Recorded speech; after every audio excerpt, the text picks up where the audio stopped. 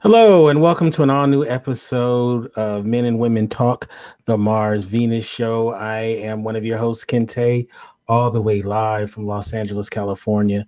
And I'm so happy to be here with you tonight. This is a special night, and I am very excited about it. But before we get into why this night is so special, I want to start off by introducing my one and only lovely co-host, Shannon. How you doing, Shannon? Hi, I'm good. How are you? I'm great. You know, I had a great weekend. Did you? This week is looking to be very good, and also I think this holiday is going to be excellent as well. So I can't complain. You said you had a good weekend. What'd you do? You know what? I got a lot of work done that I needed to do. Uh-huh.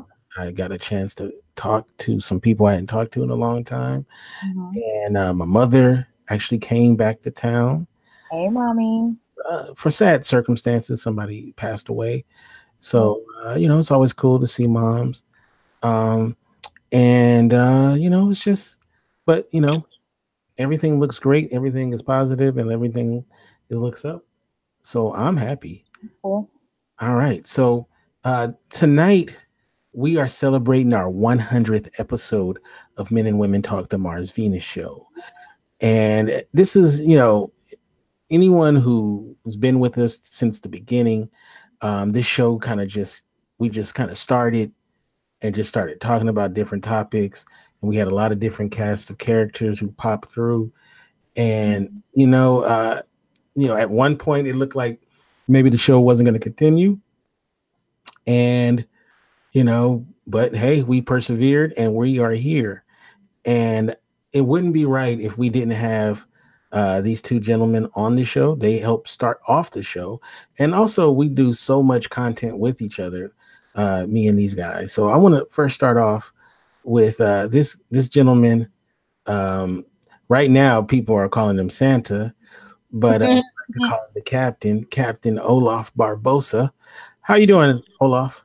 I am doing fantastic. And it's like, wow, 100 episodes. It doesn't seem like it's been that long, that we've done that many, but wow, that's just exciting. And yes, I got called Santa all weekend long, and I'll get called Santa all this weekend. Yes. So I'm glad that you're here, and I'm looking forward to this this episode. Now, also joining us tonight, we have this gentleman. We've done so much content with each other as well. Whether it's the talking about Walker's Walking Dead podcast, which is the first thing we did, and also Hell on Wheels. We did with no, I'm sorry, we didn't do that with Olaf. We did that Walking Dead. Black Sails. Um, we've done let's see, American Gods, The Terror, the Underground Show as well, which, believe it or not, still gets the most love of all of our shows. Is the Underground Show. Yeah, It's the one and I can only see why. militant marker himself, Yardley. How you doing, man? Hey, I'm doing good, man. Everything's good in the state of Georgia outside of, athletics. But Oh, yeah, I'm recovering pretty hard off of the weekend. But as I was telling you in the chat, congratulations for keeping this show going for 100 episodes. It's definitely been a pleasure.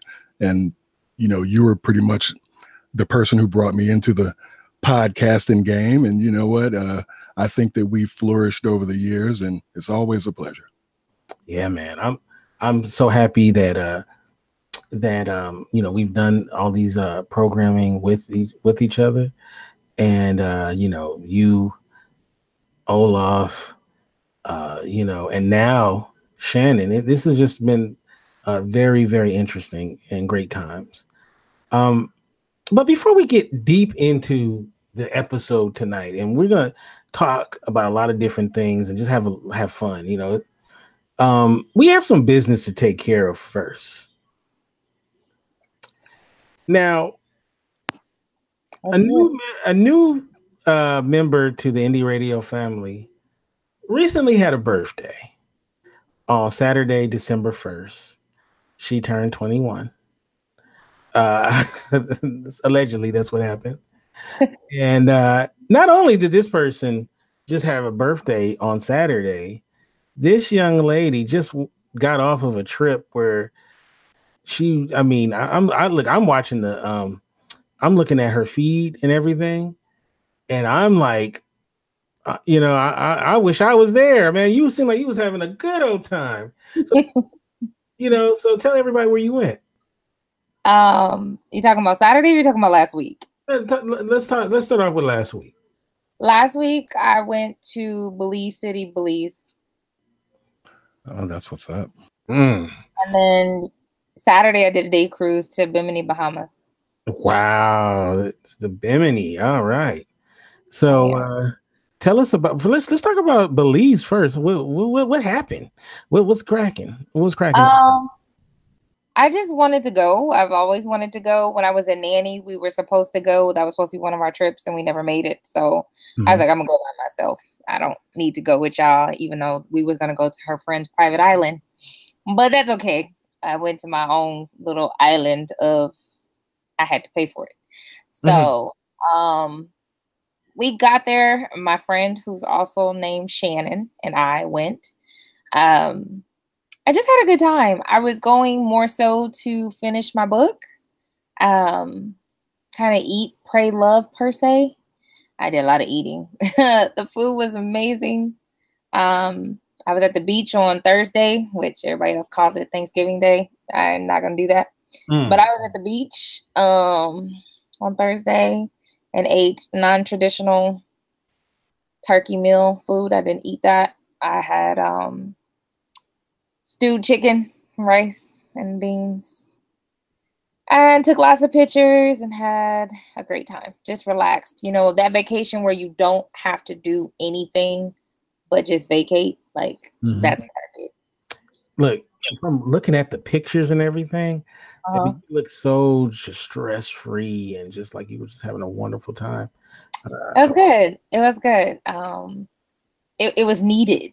It was necessary. And it helped me finish my book. So I can't complain. Not one bit. And the cost exchange, which is 2-to-1, it was worth every penny. I was like, great. I want to go back. All right. So let's talk about your birthday. How did that go? I drove up to, I live in Key West. I drove up to Miami. I drove up to Fort Lauderdale, actually, to pick up my cousin who was coming in from Oklahoma. Shout outs to Drea, who came in, and we hung out on South Beach, which is where actually I used to live for 4 years. We hung out on South Beach for the weekend. Coral Gables, technically, because that's where we were staying. But, we hung out on South Beach, Miami Beach. And then Saturday morning, we went to the port and took a cruise ship out to the Bahamas.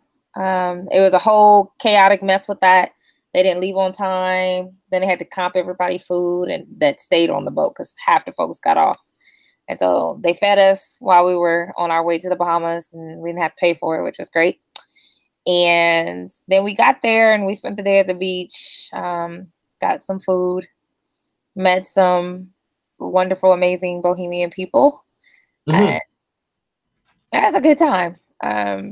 Came back, got something else to eat, and then went back to our hotel. And then I did another day yesterday, South Beach. Went to church, my old church when I used to live in Miami, and just drove back today. I just got back at like 6 o'clock. Oh, wow. I didn't realize that you had that it was today that you got back. Yeah, because I had to drop her off at the airport, and so I had to go get my foods that I don't have here so I could be greedy on the way home. And then I came home.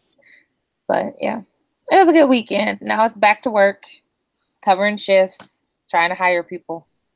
Oh, so you hire and fire? Yeah, I do. I manage the shelter, so yeah, that happens sometimes. So that means if anybody need a gig and they live in that section of the country, right? Just put in the application. Or if they want to move, we'll take you too. Whoever wants to move here, sure. Come on, hire. I'm hiring. I need three full. Like technically, I need 4 full-time people, but we have people in the chat room, and I see Finn as well as I see Dante, and I see that there's more people that are listening, but they're not in the chat room. Please, it's on the right section, the top chat section. Say something.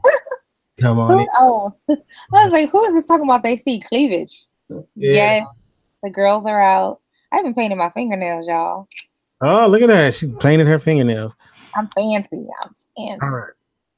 So we have so much to talk about. Also, I want to definitely give a shout out to Olaf, Santa Claus, because I seen the pictures of Olaf doing his thing.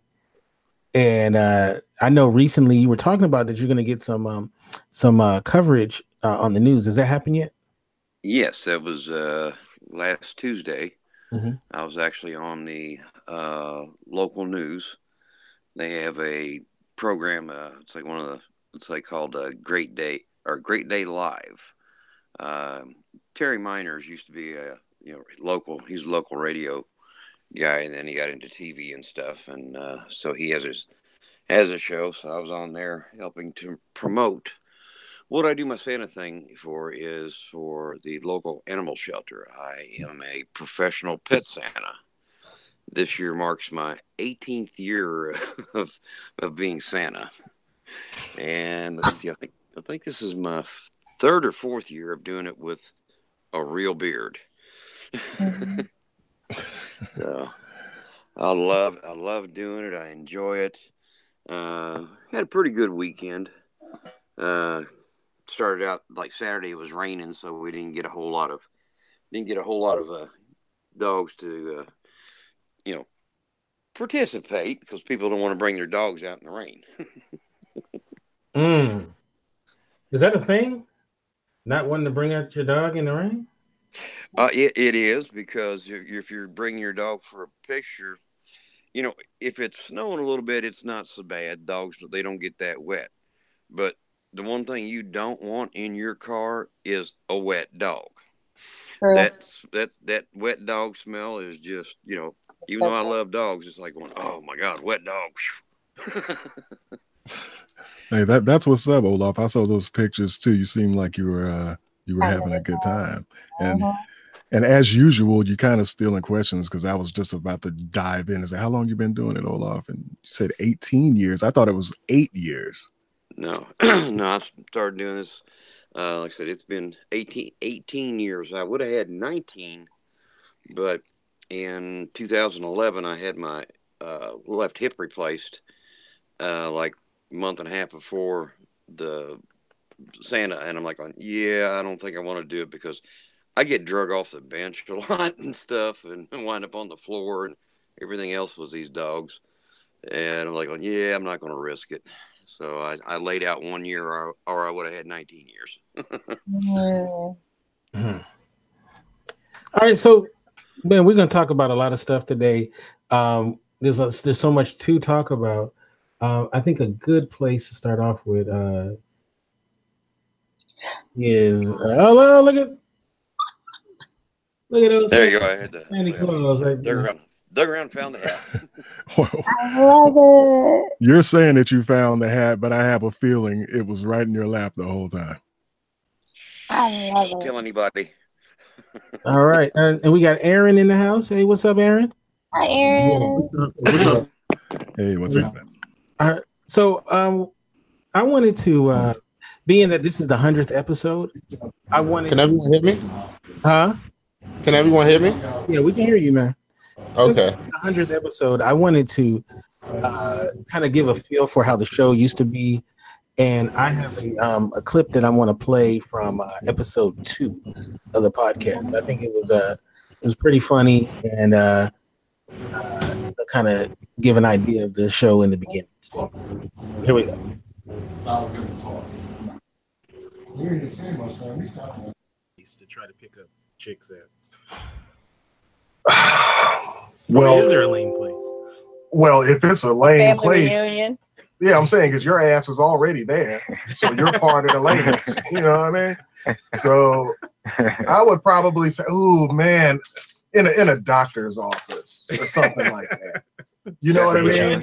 Because I was actually doing physical therapy. I had stretched my back. It was a while back. I'm wrapped up with it. And there were some attractive women that were in the physical therapy place, but all of them were broke off too. You know what I mean? so you're already looking at literally damaged goods off the jump. But places like like that, I would just say that's kind of lame. Like you're not really trying to chop it up, when people are sick or something's up with them. Neither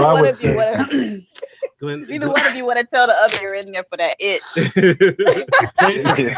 the worst place to find somebody. Yeah, now, Glenda, you're at Uncle Charlie's funeral, and one of the friends of the family decides that this is his opportunity to try to ask you out. Is that pretty lame? I think it's pretty lame, especially if a person is grieving. A person should not take the opportunity to see that as a opportunity to get a date. Yeah, that's lame. Serious lame. So guys out there, don't hit on anyone at a funeral. Even still, like it's just like a funeral itself. It's like the worst place you could possibly ever expect to get a serious relationship, because like that person is going through that grieving moment, and like they're really susceptible to like the influences of others. So like for someone to try to take advantage of them in that state, it's not really a good look for them, period, honestly. Well, think about it in the future. Where did you guys meet? Oh, we met at a funeral. Oh, you guys are doomed.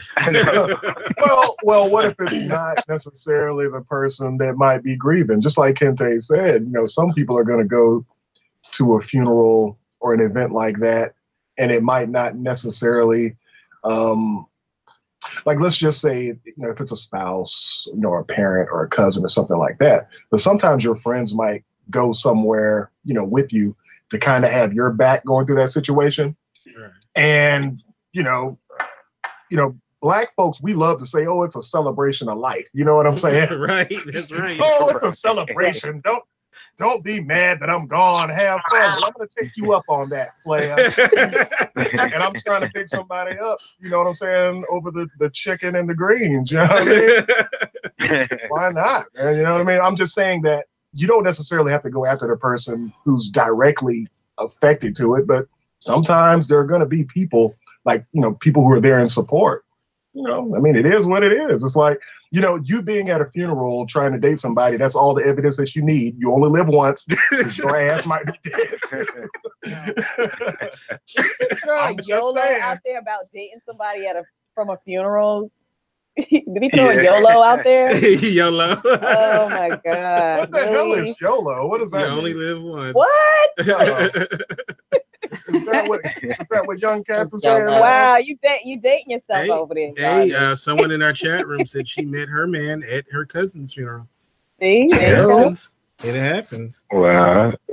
I guess for some. Hey, people fall in love during wars and shit. You know what I'm saying? It's like, you know what I mean? It's like, I just don't really think that.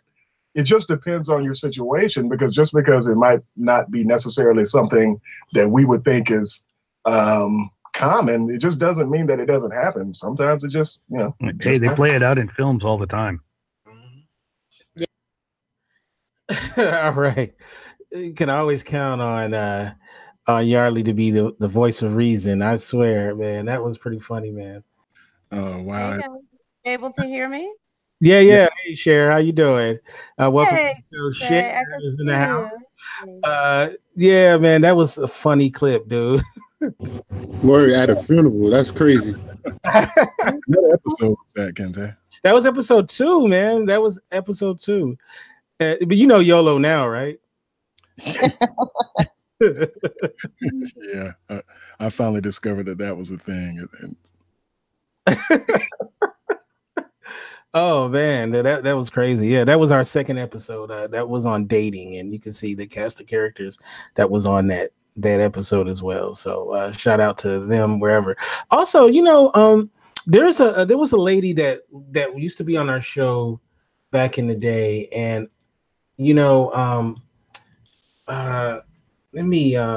those who've been listening for a long time may remember her.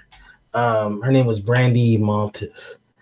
And Brandy Maltis, I think we talked about it then, but this was her, Brandy Maltis. She actually is now deceased. She passed away a couple of years ago. So yeah, she was a contributor very early on the show. She was on there quite a bit. She was a poet as well, and she would come on the show and do poetry as well. So she passed away a couple of years ago.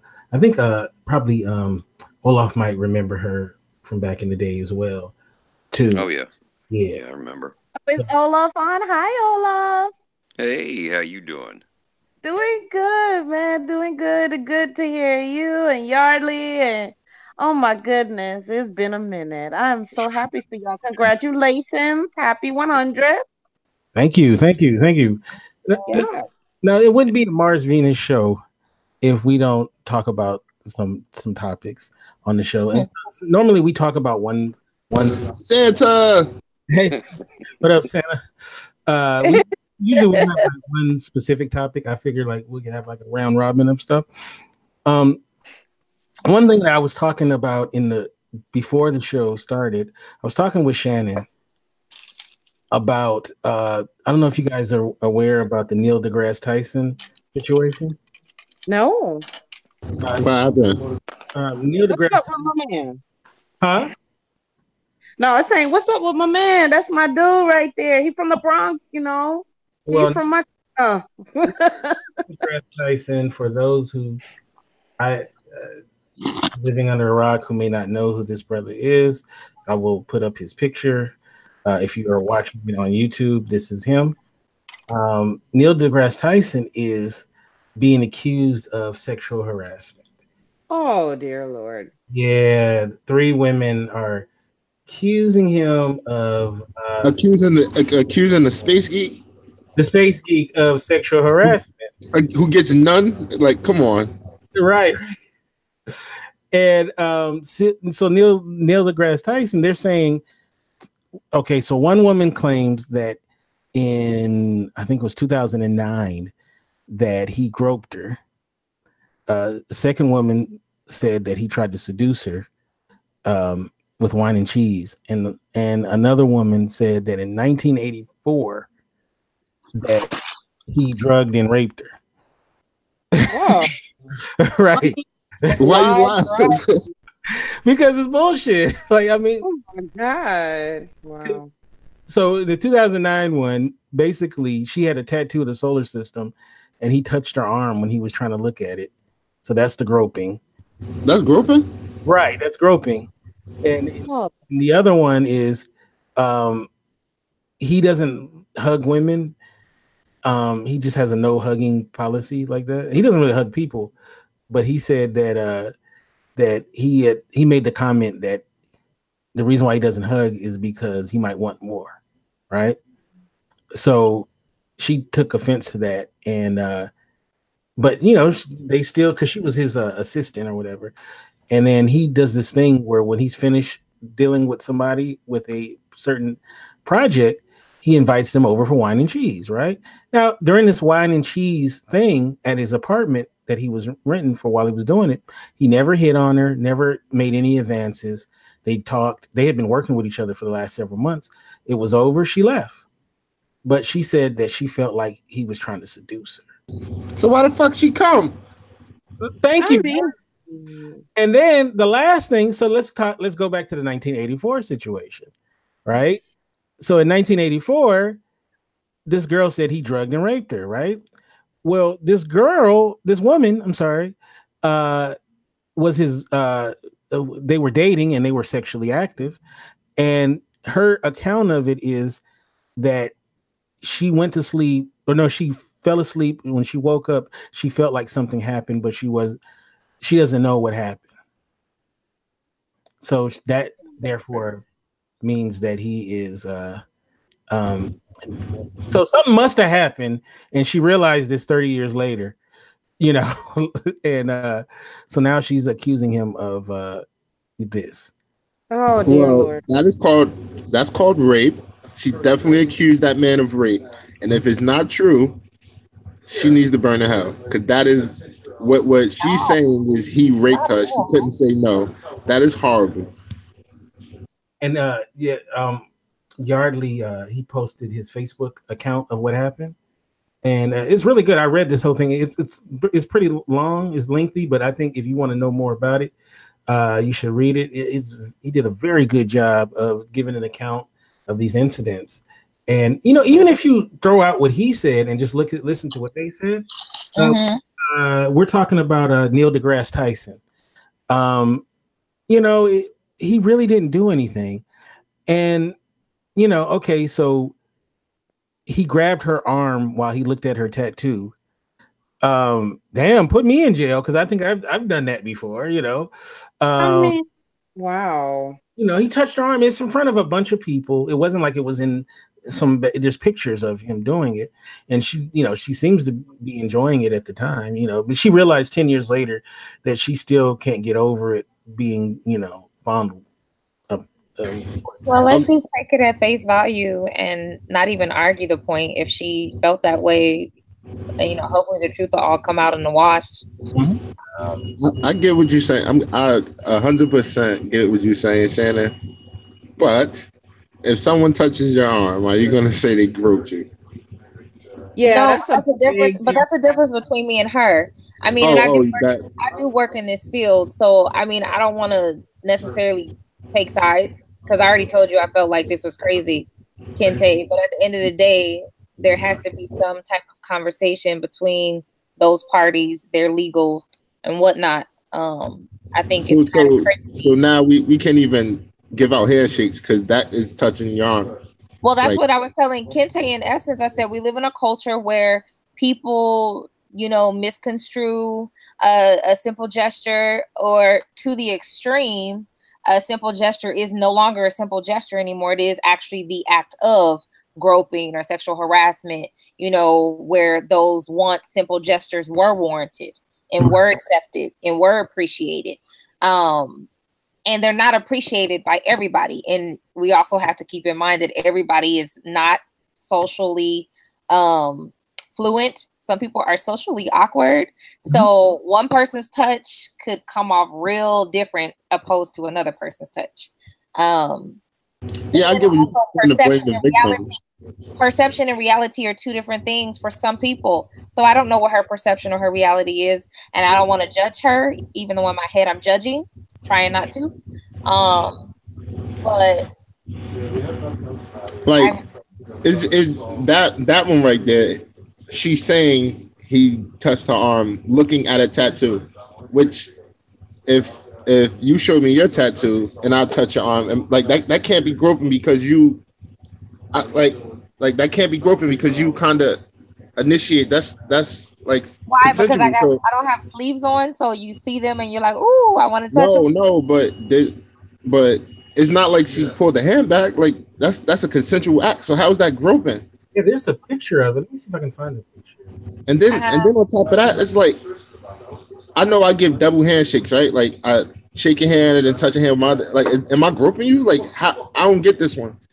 That one just a little weird. Like, yeah, this is it right here. This is what happened. They actually have what happened. Come on, you see what I'm saying? She's showing him the tattoo, and that's not groping. Like, come on. And my man do got a cowboy hat on though, but that is not relevant to what happened. But the reality is that there has to be consent in all things. And in this day and age, it should be stated and not just implied. Unfortunately, people will take that to the far extreme and use it against you because you didn't ask my consent to touch me in the first place. You just touched me because maybe we did hug or maybe we did handshake or whatever the case may be. But now I don't necessarily want you to touch me. It's like, it's crazy, it's extreme, but it is what it is. That's the culture we live in, and we either have to accept it, not accept it, but then accept the consequences of not accepting it. I mean, we just have changed the gamut of human interaction, and what used to be okay is no longer okay. Which absolutely surprises, and I mean, it's so disappointing because it feels like the more time passes, the more isolated that we each find ourselves because we're so busy trying not to, step on each other's toes or invade each other's space that we're actually separating each other that way. I'm not saying that you necessarily have to bring back love-ins like from the 60s and whatnot, but I'm like, it alarms me how the only way we seem to be able to coexist is like compartmentalizing ourselves so much from each other. I don't know what that says about us as a society, if that's how we have to continue. I want to take a moment real quick to recognize that Imani is in this chat as well. So I think she's working on her audio or something like that. So hi, Imani. The show, Imani. All right. So, I'm sorry, I cut somebody off. I don't think so. No. I was saying that some good points were definitely brought up, and I think we had talked about some things like this in the past. I tell you, man, the head nod is accusation proof. Just I do feel like that though. Like, yeah. And then also there's this other piece too about approaching, right? Your approach, right? And so a good question to ask the Aaron. I'm gonna start off with you, Aaron. When you in this day and age, are you conscious of how you approach women, like that you have interest for? I'm talking about in person. Oh, did we lose you, Aaron? He's on mute. Okay, we'll go to Yardley. When you approach women that you don't know, but maybe you have an interest for, are you conscious in this day and age about how you do it, or is you the same Yardley from back in the day? Well, you know what, you get older, and I've had a few jobs. I was doing that contracting with the 335th. It's this Army Reserve headquarters here in Atlanta. So professionally, when you're around a lot of different people, it's kind of ingrained in you. Of course, you take all of these trainings on harassment and all of these different things. So you have kind of a hyper sensitivity to how you approach people. But when you work in that environment, it kind of becomes the norm. And even though I don't work there anymore, the job that I have now, it's a similar thing, where you just have to be conscious. Definitely when you're on like with sexual harassment, they put emphasis on if you're in management, you can't have, there's a certain way that you have to approach things and conduct yourself. Right. You take these harassment trainings. So for me, I'm kind of hypersensitive to it.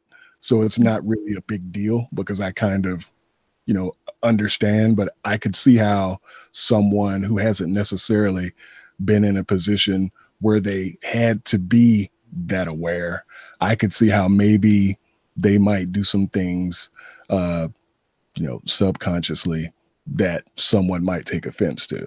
You know what I mean? But I do feel like there's a lot of anxiety over a lot of this stuff. And I do think that people are starting to get more distant because of it. Great, yeah. There's a lot of that. Imani, do we have you? You're on mute. If you're muted. Okay. Just come off mute when you're ready. What about you, Santa? When you got the Santa suit on, and you know, do you take a shot with Santa, the Santa outfit on? Of course he does. I just usually ask him if I'm interested. Like, one, how good a Christmas do you want? No, I don't. Did it No, all pizza. 1987. I don't do anything. It's like I just talk to people, and I wind up taking pictures with, like, some little kids too. Mm-hmm. And with the way society is, I'm careful about where my hand is, where I put my hand. I don't want to get accused of the wrong thing. And I said, I want to make sure. So yeah, even as Santa, I watch what I say and how I talk to people, and how I interact with, kids and women and stuff, because I'm not going to get accused of saying something or being like, oh, well, hey, that Santa was trying to, ask me out. I don't do that. Even if I'm interested in him, I'll talk to him and be pleasant, but nope, I'll leave it alone. No bad Santa for you, huh? No, okay. No bad Santa. but my life, it's like, but not from just being Santa, but my life, I've been involved in business, and for 40 years, and I was around mayors and chiefs and sheriffs, and politicians and everything. So I was always in the public eye anyway. So I've always watched my P's and Q's, and tried to tried to keep a fine line and, like, not get too stupid when I'm out. It almost say nothing, Yardley. You see me out. Yeah, but it almost seems like Kente, and I definitely want to hear your opinion on this. Sometimes you get to a point where your mindset is just, I'm just going to let them lead me in. You know what I mean? Mm-hmm. Just kind of don't be overly aggressive or anything like that, because lots of time a person, if they're interested in you anyway, they'll lead you in, and then make them say it and then proceed. Yeah, they'll send you the appropriate signals. But a lot of guys, they either miss it or don't know, or they misconstrue the signals aimed at them. There's I don't know if you guys seen the movie Swingers. Yeah. I don't know if you guys remember the very end of the movie where they're at the diner, and Vince Vaughn is like, oh, look at her down there. She's showing me, she's trying to hit on me. And then it turns out that there was just a baby in the faces she was making was to a baby that they couldn't see. So that, he looked like a fool. So there's so many people that have those kind of, they don't see the signs or the signals that maybe women give off.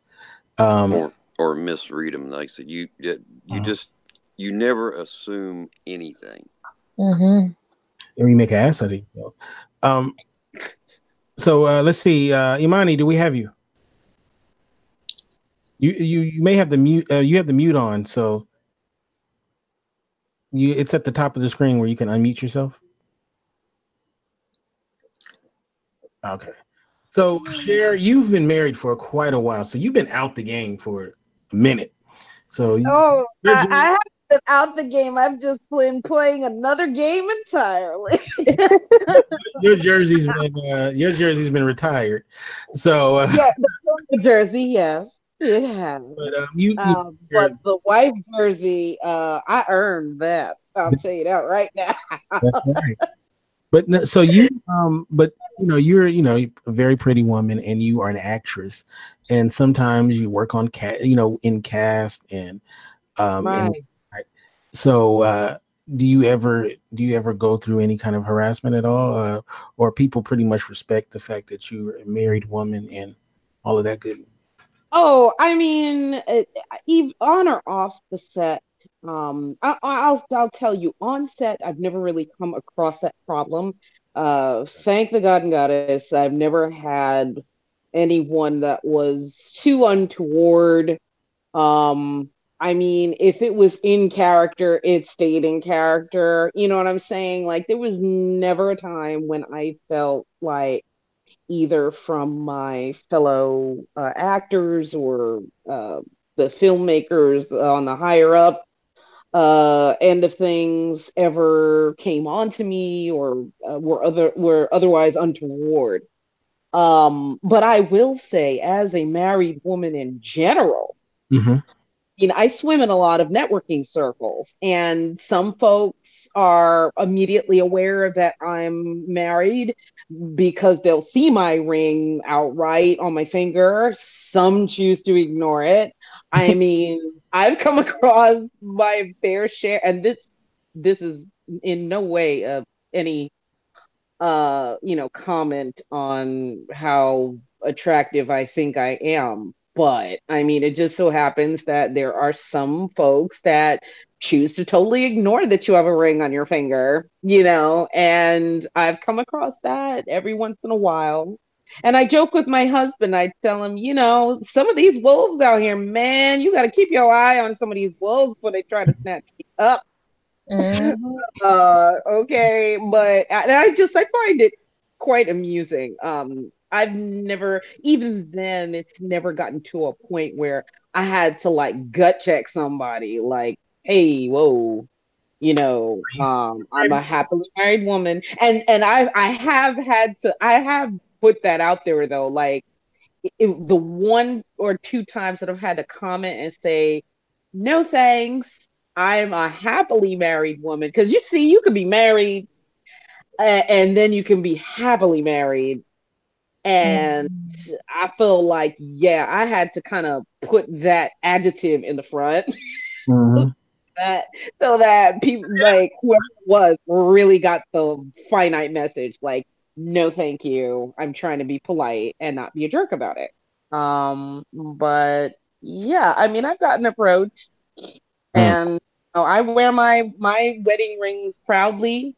And in full display, and sometimes it just doesn't work. If somebody is really that determined or feels that they need to break some barrier of some kind, I mean, they're going to be determined enough to do it, for whatever reason. But I just do not entertain that. Something like that challenge of that they get more something out of it. I don't know what they get out of it, but that's what they get. Yeah. I hate the way I look at it is that's whack. Yeah, it is. You got to respect somebody's, you got to respect somebody's relationship, and then also, and also that's a good way to get your ass shot. Really though. Hey, listen, I'm in a gun-toting state too. I mean, you can't do that down here. I'm starting to. Well, that's what you have to ask yourself: is it worth dying over? Right. Exactly. Some dudes say, hell yeah. Nah, I don't know any chick that's worth getting shot. I mean, Battlefield for Love is not supposed to entail real bullets. Thank you very much. Yeah. Right. So let me ask this question to Shannon, and hopefully we can get Imani in on this one as well. Is what are you looking for in the approach? What is it when a guy shoots his shot? What are you looking for? I can tell you what I'm not looking for. Okay. No, that's not the question. Answer the question. You didn't ask the question, Aaron, so you be quiet. You put yours on mute. Put yourself on mute.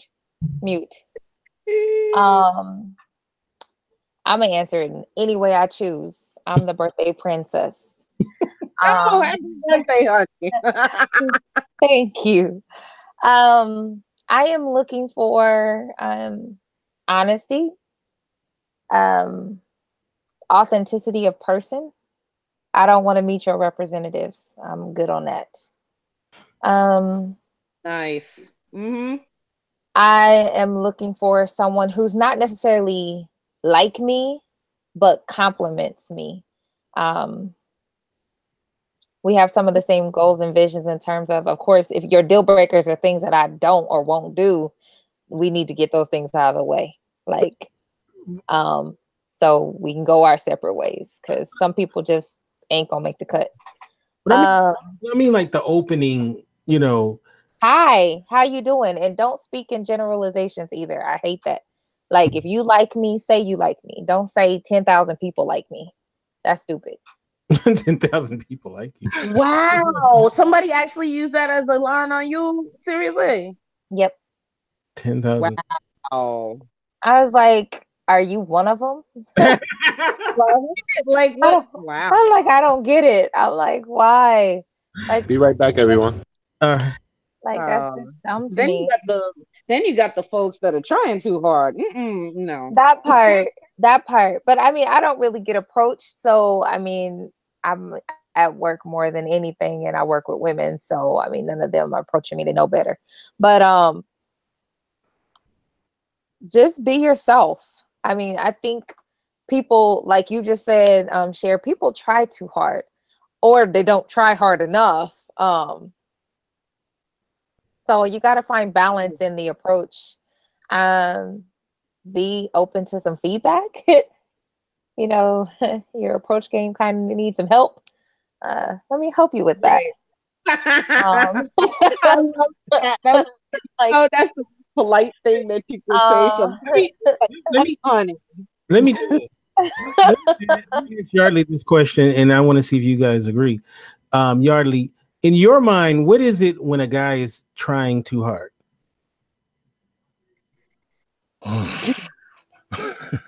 Giving up too much dough too quickly. I mean, because I've definitely seen people. I've actually seen people buy individuals like Louis. You know, trying to, you know what I'm saying? In the approach? Like in the approach? Yeah, just super thirsty, really trying to impress someone. And he probably would have gotten just as far by not putting himself out there. But also in this day and age, a lot of people don't even realize when you try hard like that and you flex like that, one, you could be getting set up. Yeah, for the okie doke. Yeah, absolutely. But I would probably just say just putting yourself out there, too much of yourself out there. I think it'd be trouble. And you got to know who that is. You got to know who that's worth putting it out there for. And you got to have those conversations to know that. I mean, because there are some people that is actually worth putting yourself out there for, because sometimes they need permission to do the same. If you met someone and that same night, let's just say they spent 4 G's on you, you know. Would that kind of, would there be a point where that might scare you? First off, I'm gonna be like, can we apply this to my student loans? I mean, you ain't got to spend it nowhere else. Look, you ain't got to spend it nowhere else. Woman, stop it. Okay. I'm just saying. I'm like, that's never happened in my life. So I'm sitting here, I'm about to milk this. I wish somebody would say I'm about to spend 4 G's. I'd be like, let me call Fed Loan Servicing right now so you can apply that to my principal amount. Okay, I seriously hope we're joking about this. But quite honestly, like, if somebody came with something, it is crazy. It is crazy. If I just met them, absolutely. But I would joke about it. I'd be like, yeah, you can pay my let's go back to Destiny's Child. You could pay that bill. For real. Like, I don't want to pay it. You can pay it because I don't. I'm just being honest. Even if I would be afraid like somebody was like expecting like to put me on complete lockdown after like they can try that early. Like, I got handcuffs. You try if you want to. You mind. That pretty much is what they're trying to do. Right. Like, oh, I mean, I'd be expecting like a black window kidnap van outside. I have to get out the restaurant. Like, oh God, no, what? You know, I want to ask this to the fellas. I don't know if Aaron is back or not, but no, he went on a trip. Have you mind his own business? Have you guys ever had like a friend that was clearly doing too much, and you had to kind of step in there and try to save him from himself? Yes. Tell us about it.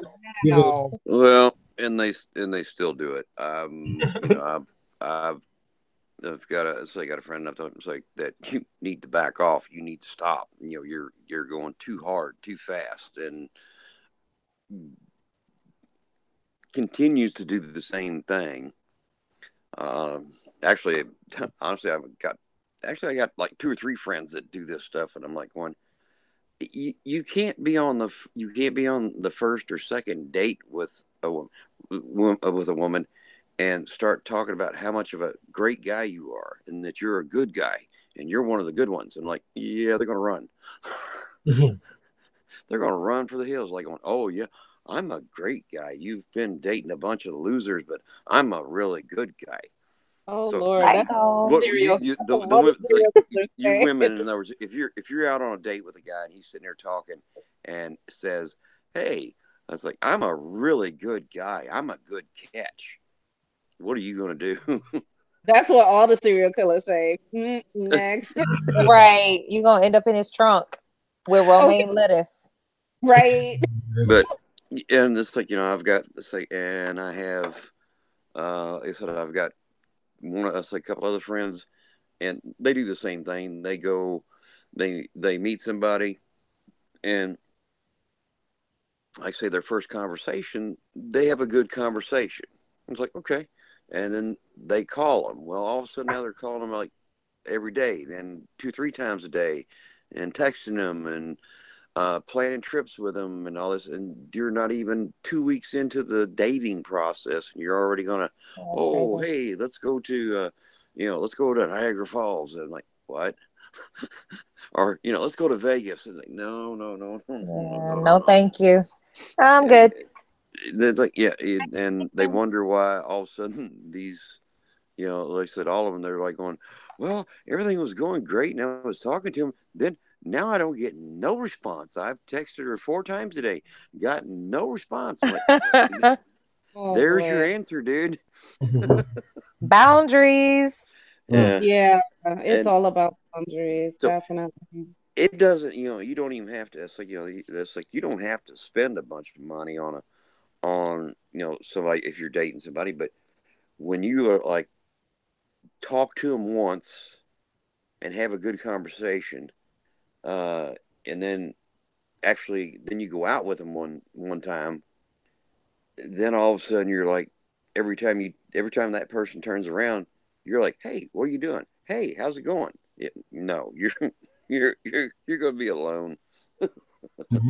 You're going to lead a very lonely life, because unless you find another person that's as needy as you are, you're never going to find anybody. Right. Which honestly, just to your point on that, though, I mean, you can always, you have to put yourself in that objective, place to be able to, feel that out from the other person. Now, on this earth is too big and populated with too many people for there not to be somebody for everybody. You know what I mean? I've always felt that. And we all push and pull when it comes to relationships.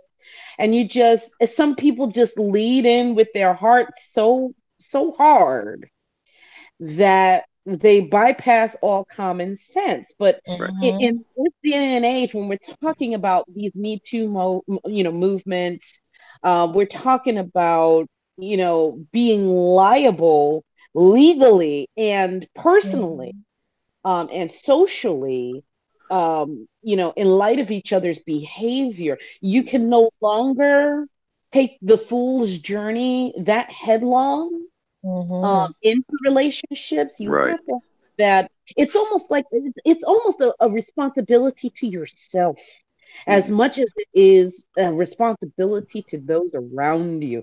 You have to be able to insulate yourself just a little bit, put on that coating of, okay, I am a person that is passionate. When I fall in love, I fall deeply in love. I am deeply loyal to those whom I love. But before you get on that gravy train, you really have to just take that moment in the beginning and just say, okay, I am listening to that other person's needs and wants. If they don't want me to be around them every 5 minutes of the day, then I need to take that step back and say, okay, I can live with that and I can wait until they are ready for me to be in their lives. You know what I'm saying? Like, if that makes sense, I need to wait until they are ready for me to be that involved with their lives. And if they really don't want to be that involved with someone, then it's time for me to move on. And then for me to go ahead and make that move on to someone that's right for me.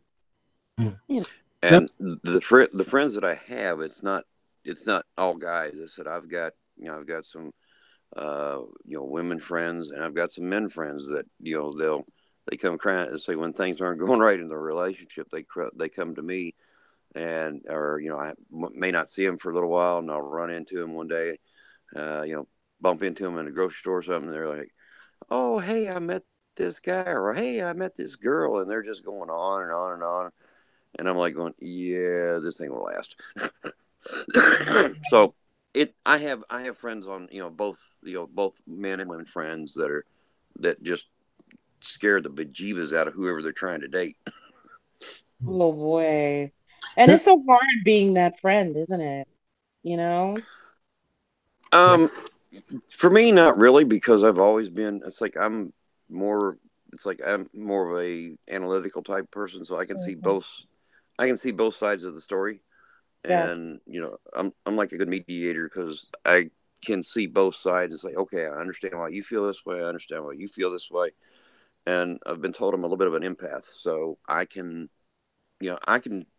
walk the fence and go, yeah, you shouldn't have done that, maybe you should have tried this, or I can give them some advice to try to help them with the relationships. And I've over the years I've discovered if I would listen to myself in my own relationships, I'd probably do a lot. Things probably be a lot better, but I don't listen to me on my own. Gotcha. Let's see, Imani, are you there? Imani, come off mute, Imani. Okay. Her and Aaron are gone. No, I'm back. Okay, so you can ask Aaron the question.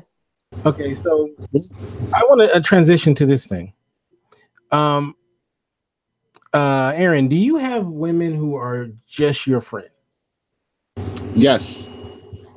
All right. Can you be friends with a woman that you are sexually attracted to? No. And kind of tell us why.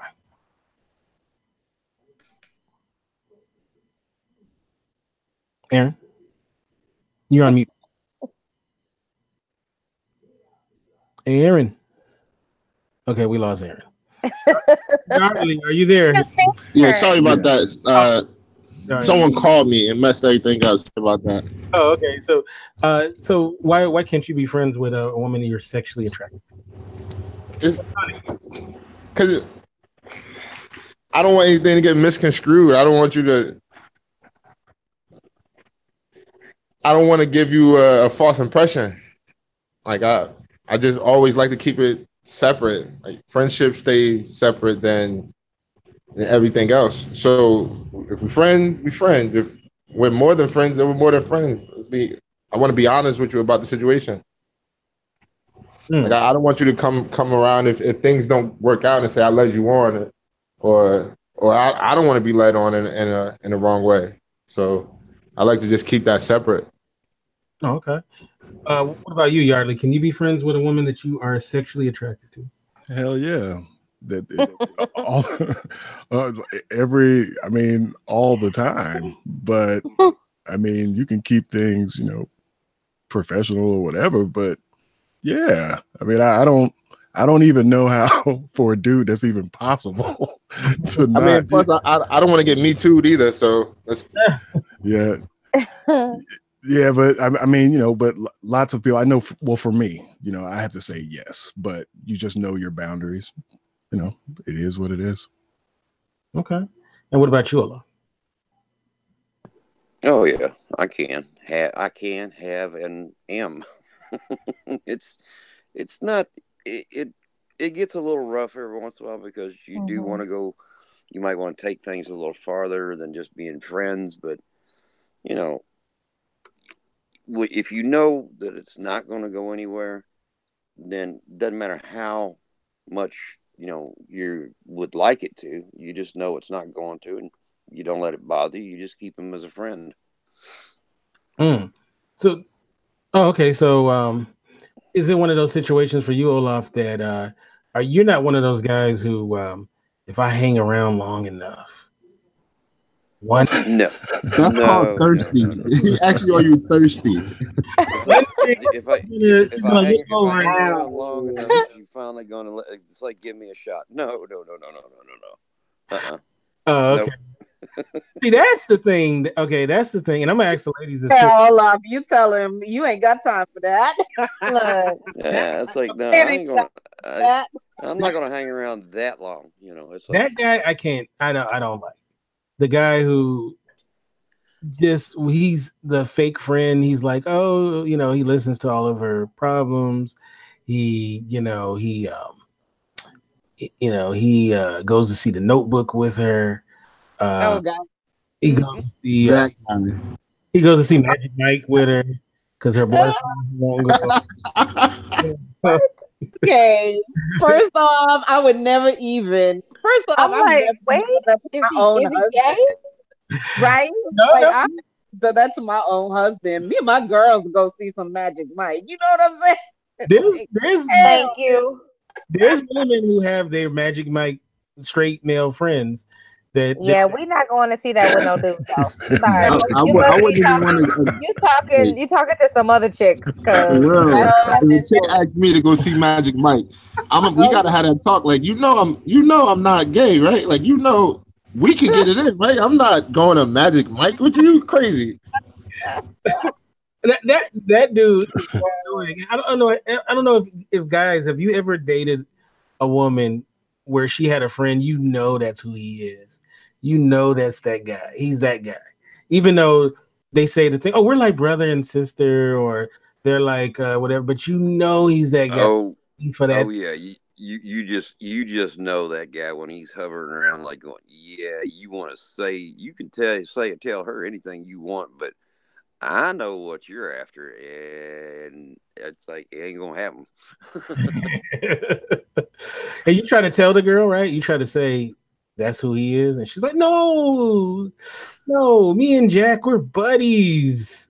And then like a couple weeks later, she's like, oh yeah, I was at Jack's house, and he whipped out on me. Like I tried to tell you. Nah, I'm not even mad at Jack. He was just being a man. I tried to tell you. I learned a long time ago when you come across that, there's no sense in trying to tell them that, hey, this dude's interested in more than just being your friend. Yeah. Because to them, he is in the friend zone. That's where he's going to stay at. He's never coming out of the friend zone. He thinks he's going to hang around long enough, be buddy enough with her, catch her when she's vulnerable, and all that other horseshit. And he's gonna sneak his way in there. Well, like at her uncle's funeral, right? Lord. Yeah. After a while, though, those types of friends end up getting, they end up slipping and ended up ruining the relationship that they had with them as a friend too. It's like, hey, you want to go to the movies? Then afterwards, go take a bath. Oh, did I say that out loud? Wow. But those guys are screwed up for themselves all the time. I learned real early because I lost a great friend. Her name was Melissa, and we ended up messing around, and I don't even talk to her anymore. She was actually my best friend, like literally my best friend. And We don't even talk. I don't even know where she's at, what she's doing. And it was at a time where she really needed me. Like her mom just up and moved, didn't tell her, just she found nothing inside of her apartment. Damn. And she was in high school, so and our relationship ended after that. And it was because my dumb behind made it weird and thinking with the little head, not the big head. So I made that my rule at a young age. Never do that again. That's smart. Smart move. Well, God bless. You know, that's a part of enlightenment too. You know, we're all human, male, female, and otherwise. And when you realize that you know, sometimes you just don't realize what you've got until you've lost it. And but the important thing is to in your interactions going forward, just to never let that happen again. Right. You know. So wow. So the question is to share, and Shannon, I would like Imani to pipe in too, but we can't get her off mute. We'll start off with you, Shannon. Have you ever had a jack? Have you ever had a guy that was your Magic Mike? You know, the guy that would, do things that you couldn't get your boyfriend to do. He always hung around, but he kind of secretly. You mean your second girlfriend? That's what that is. Right. Basically, wow. Aaron. Have you mute Aaron? Mute yourself. Stop answering for me. No, I have never had a jack. I don't really I like talking to guys that are just friends, but nah, you can't hang out with me. What about you, Cher? I know you probably had, when you were on the scene, you probably had a bunch of jacks, right?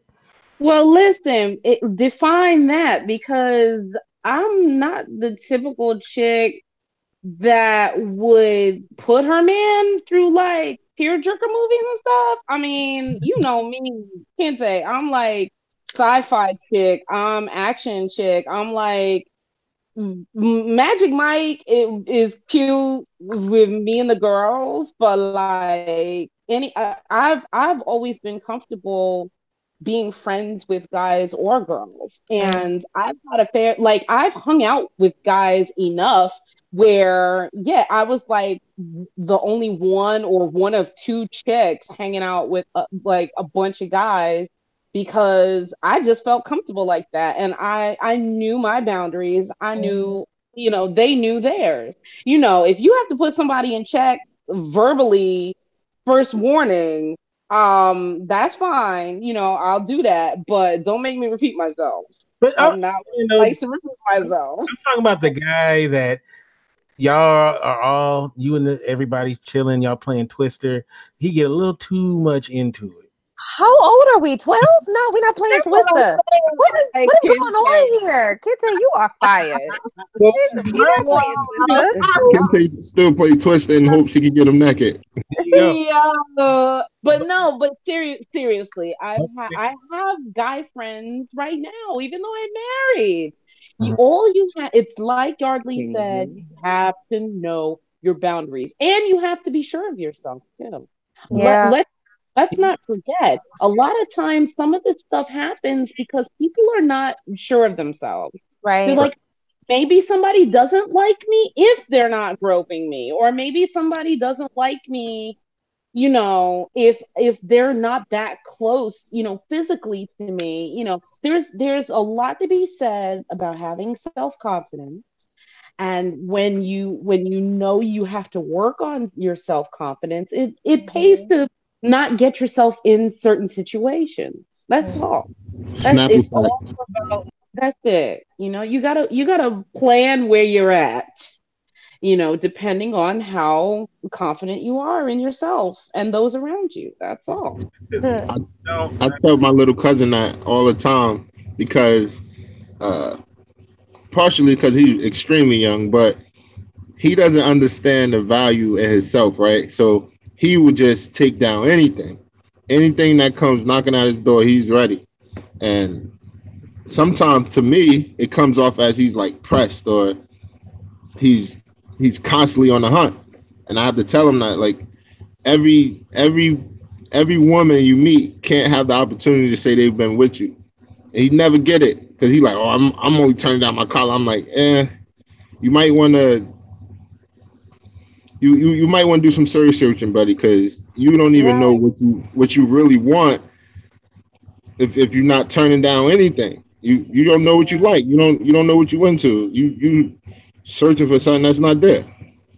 Right. Imani, are you there? I'm here. Yay! And she sounds awesome. I want to take a moment. This, everybody knows how much I love me some Imani. Love you too. Terrific, wonderful woman who is a pioneer in the cannabis world too. I see you Instagram posing with 20 feet tall cannabis trees, and I'm trying to get in where I fit in. These folks becoming gazillionaires, and we locked up. So part of it is advocacy for decriminalization and getting folks back home, and the other is I want my piece of this green rush too. Amen. Hey, I'll take a piece too, and I won't even get high on my own supply. So yeah, you'll be too busy playing Twister, right?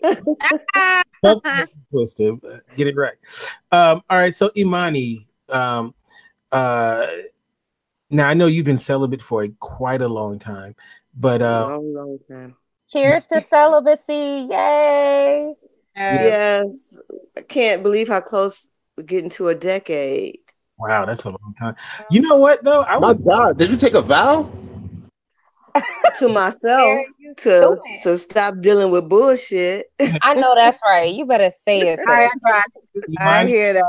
Imani, I did. Seriously. Imani, I did 13 years of celibacy. Gosh, and that's what I hate. Like I'm into year 8, and when I hear people say going 5 beyond me, I'm like, man, it was the first 13 years. It was the first 13 years of his life. Jokes. He's being funny. I know. Don't pay no attention to him. God bless. Kent, you heard about how my dating rules, right? You heard dating rules, right? What is it? Oh yeah, back on the show, yeah. Yeah. Because I mean, and blessings on you, Imani, my sister. You are a trooper. Thank you. It ain't easy, sis. It ain't easy. I, on the other hand, I am a creature of needs, and oh my dear God. So when I was still on the prowl, my 3 dating rules were as such. You're not gonna get it on the first date was rule number 1, first and foremost at all times. Rule number 2 was if you happen to captivate me after date number 3. Now let's do some quick math. You and I hopefully are both working folks. Working folks paid weekly or bi-weekly. So 3 dates, that'll probably be like a month or 2 down the road. See where I'm going with that? Okay. Mm-hmm. No, unless he takes you to breakfast, lunch, and dinner. No. Yeah, no cheating, no loopholes. Yeah. I'm gonna try that, Kente. Wow. Few little loopholes. They're not cute. Y'all are simple. And then and rule number 3, if you do happen to still capture my interest after date number 3, then we both getting tested. Boom, there it is. And I don't care whatever HIPAA regulations say, medical information sacred to you and you only. I'm like, look, you about to be down. It's as much a protection for you as it is for me. And the last time I looked, and I'm a New Yorker, so I don't know how it is in other states, but I know in New York, they still have the free clinic.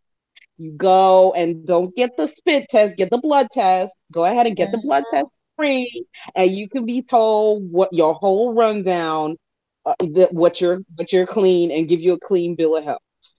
And that, I'm sorry. No, I saw on Unsolved Mysteries they had this dog that could actually tell if you had cancer. It could actually walk up to you, and it'll bark like if you have cancer, in the arm or the stomach or something, it'll bark at your stomach, right? Yeah. If they can get a dog to smell out cancer, why can't they do it for venereal disease, STD? Like gonorrhea. Right.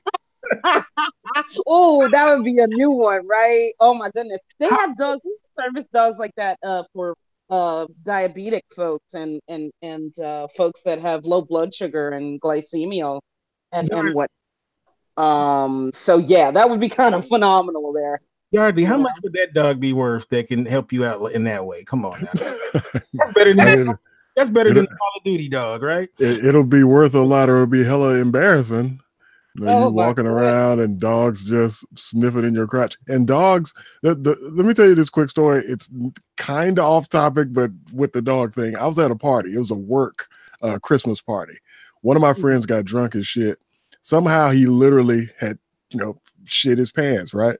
Mm-hmm. He took his underwear off and threw it in the bushes up the street, right? Cleans himself up. We're on the deck drinking, and we see this dog trotting up the street towards the party. The dog got closer. It had his underwear in its mouth and brought the underwear straight back to him. It was so fucking funny. But you made me think of that story when you was talking about the cancer shit. So yes, those dogs will be worth a lot of money, or they'll be embarrassing as shit. That's awful. Yeah, use that in one of my screenplays for real though. That's fun. Hilarious. Oh wow, man. I'll never forget that, man, ever.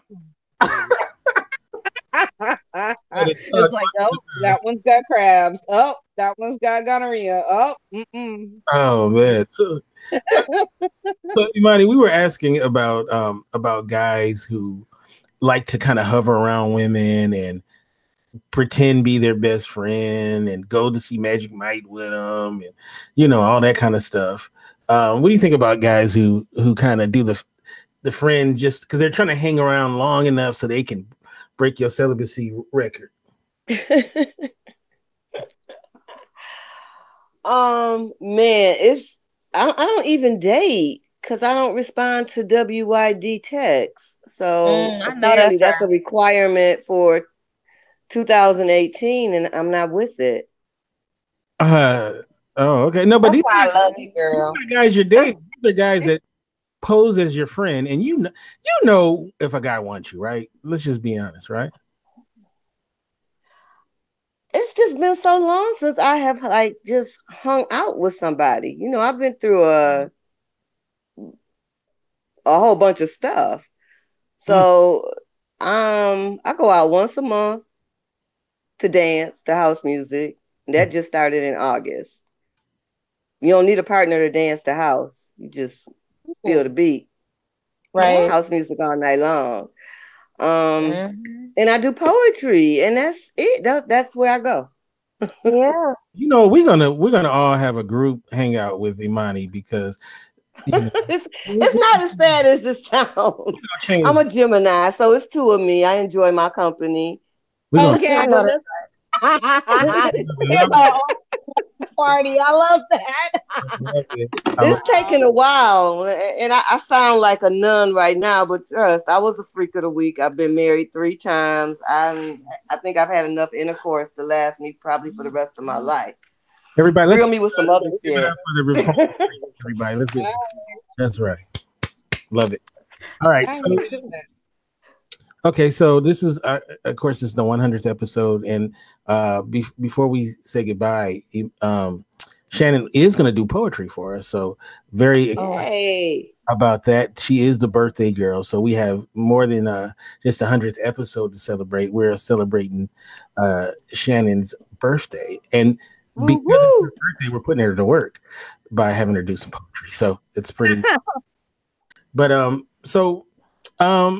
there's one more thing I want to get to before we say goodbye to this episode and get to Shannon's piece. Is there is the dating situation these days, and this show is a lot about dating, about men and women dealing with each other, whether it's in dates or is it workplace or whatnot. But the dating situation is very, very different than, let's say, when I started dating. I'm sure it's way different than when Olaf started dating. and share. No. Why did I know you were going to go there? Hey man, he's so rude. He wasn't dating back in the Stone Age. Damn. That's so rude. The rock over her head, right? And it was no. But no, it's changed so much, and I feel so. You know, how I feel the sorriest for are the people who've been like in a marriage or a relationship for like so long, and then now they get thrust in the dating world. Nowadays, because it's evolved for some of us who's been dating, so we've kind of gone with the waves of it. But like today is very different. It's very disconnected, and it's really crazy. And I'm going to start off with you, Yardley, being a young man out there in Atlanta. So you are in Atlanta, which I think it's 35-1 male to female ratio. Yeah, it's something that's pretty. Yeah, it's like, definitely pretty high. Like literally, you could just walk outside and there's like 35 women for the taking right there. So in Atlanta. So, but what is it like as far as that you've noticed that's different than maybe 10 years ago as far as the dating scene? Well, excuse me, depending on what scene you're in, I guess if you're older, the way that people interact with each other in that way is different because you have more experiences and you know what you want, and you probably have more of an avenue to be honest about it. Yeah. So if you're, I would probably say that it's probably sweeter on that end, but if you're younger, it's it's the opposite. But times have changed, so much.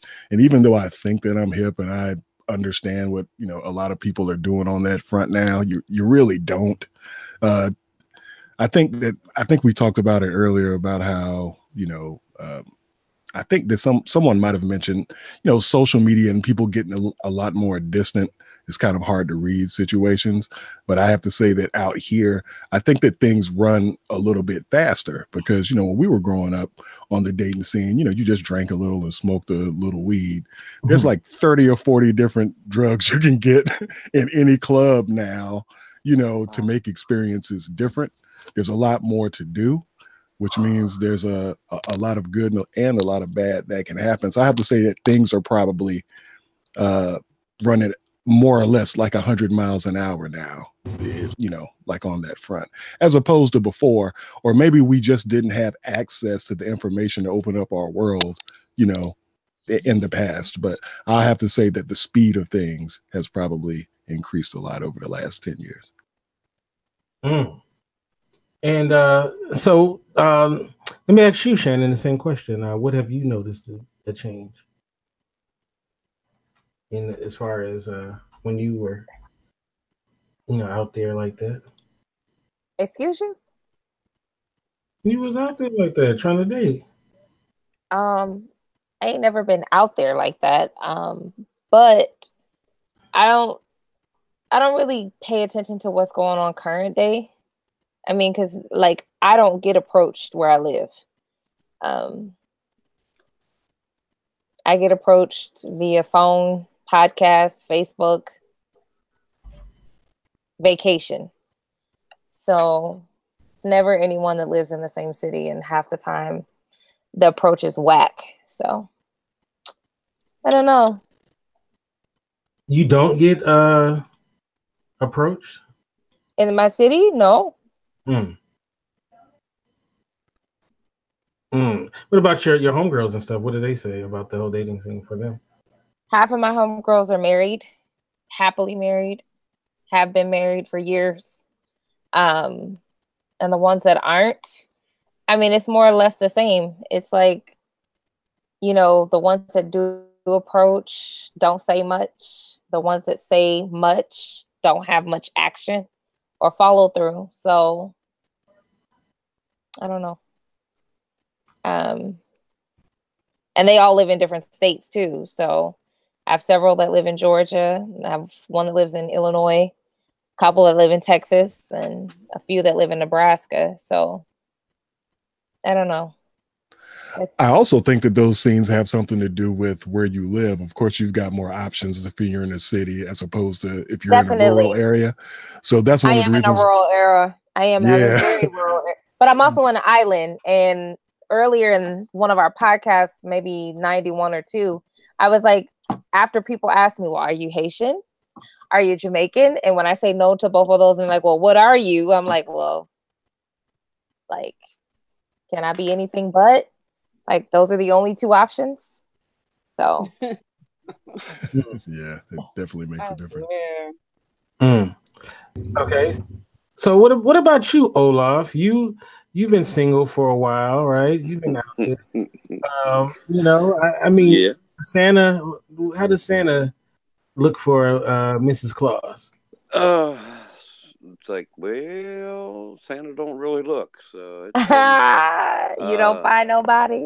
It's been. I said I haven't dated in 25 years. Wow. Yeah.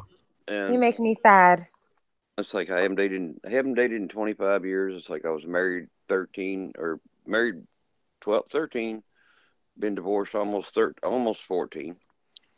And that's the weird relationship I have, is I still hang out with my ex.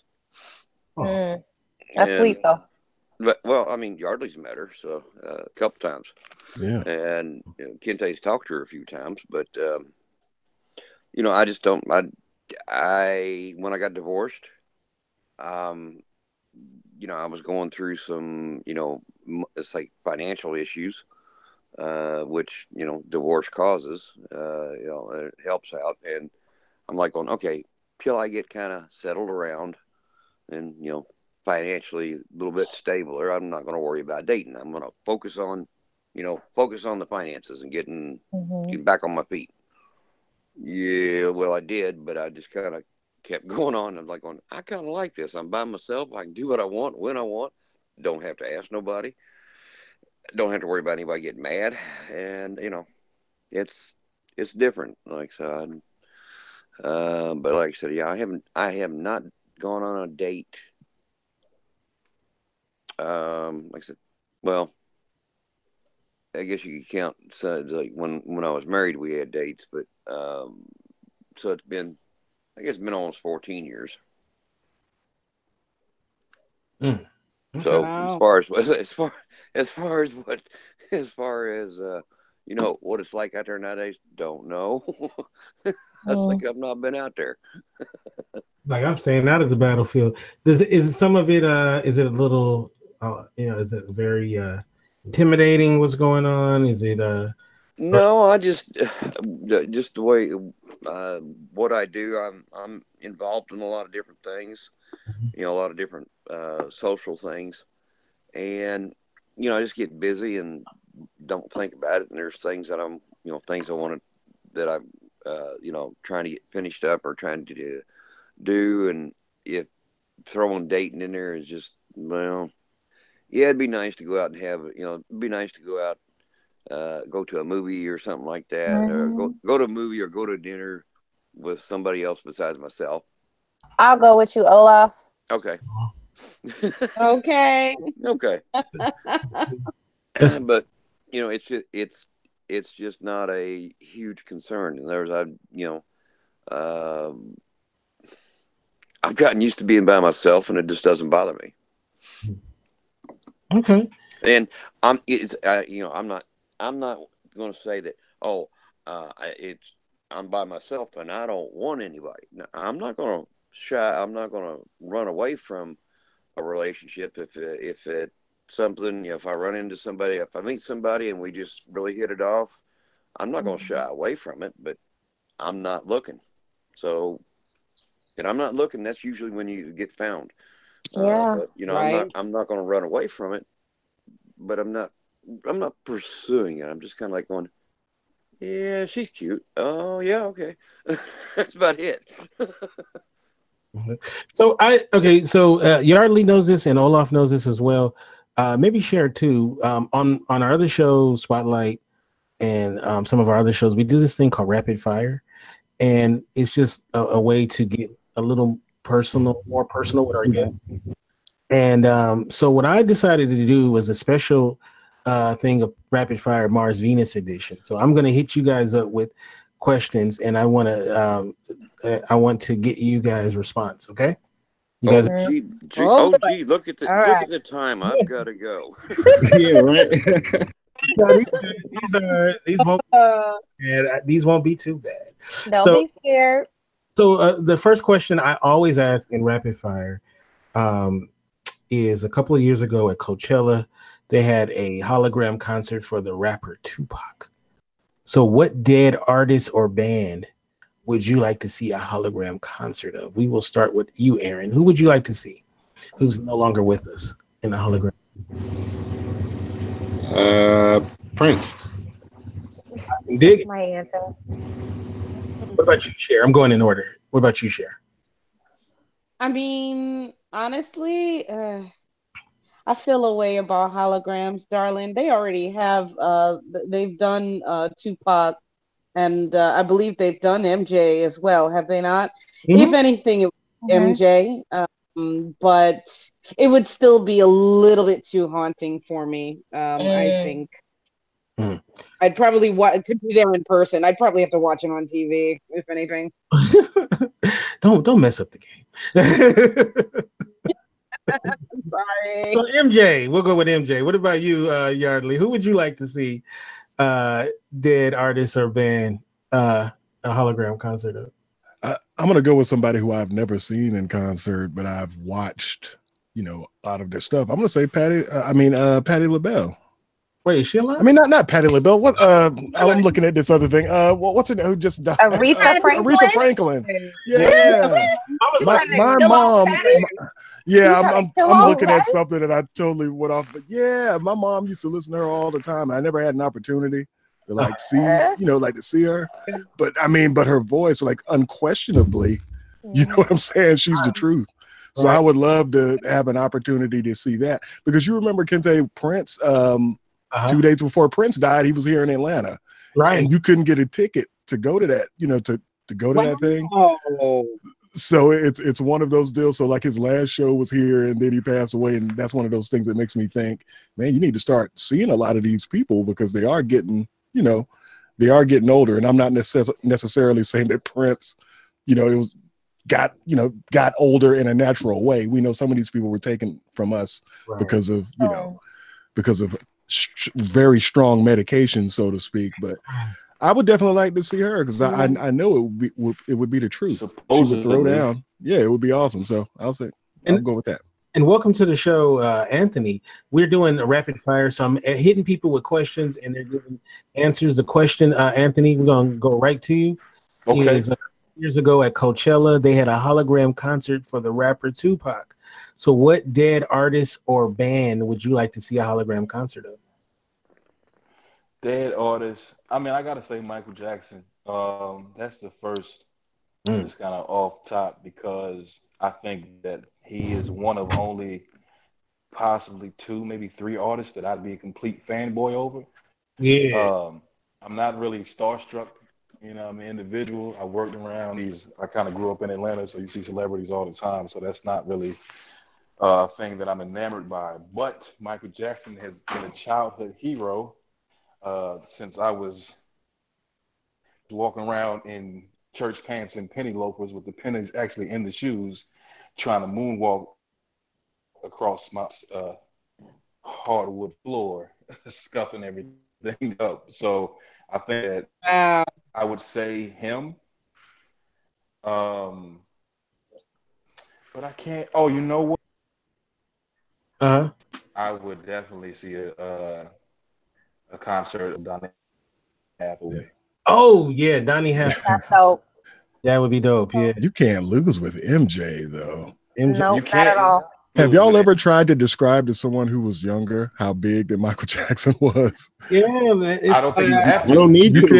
can't even explain it. But you don't have to. Remember the time.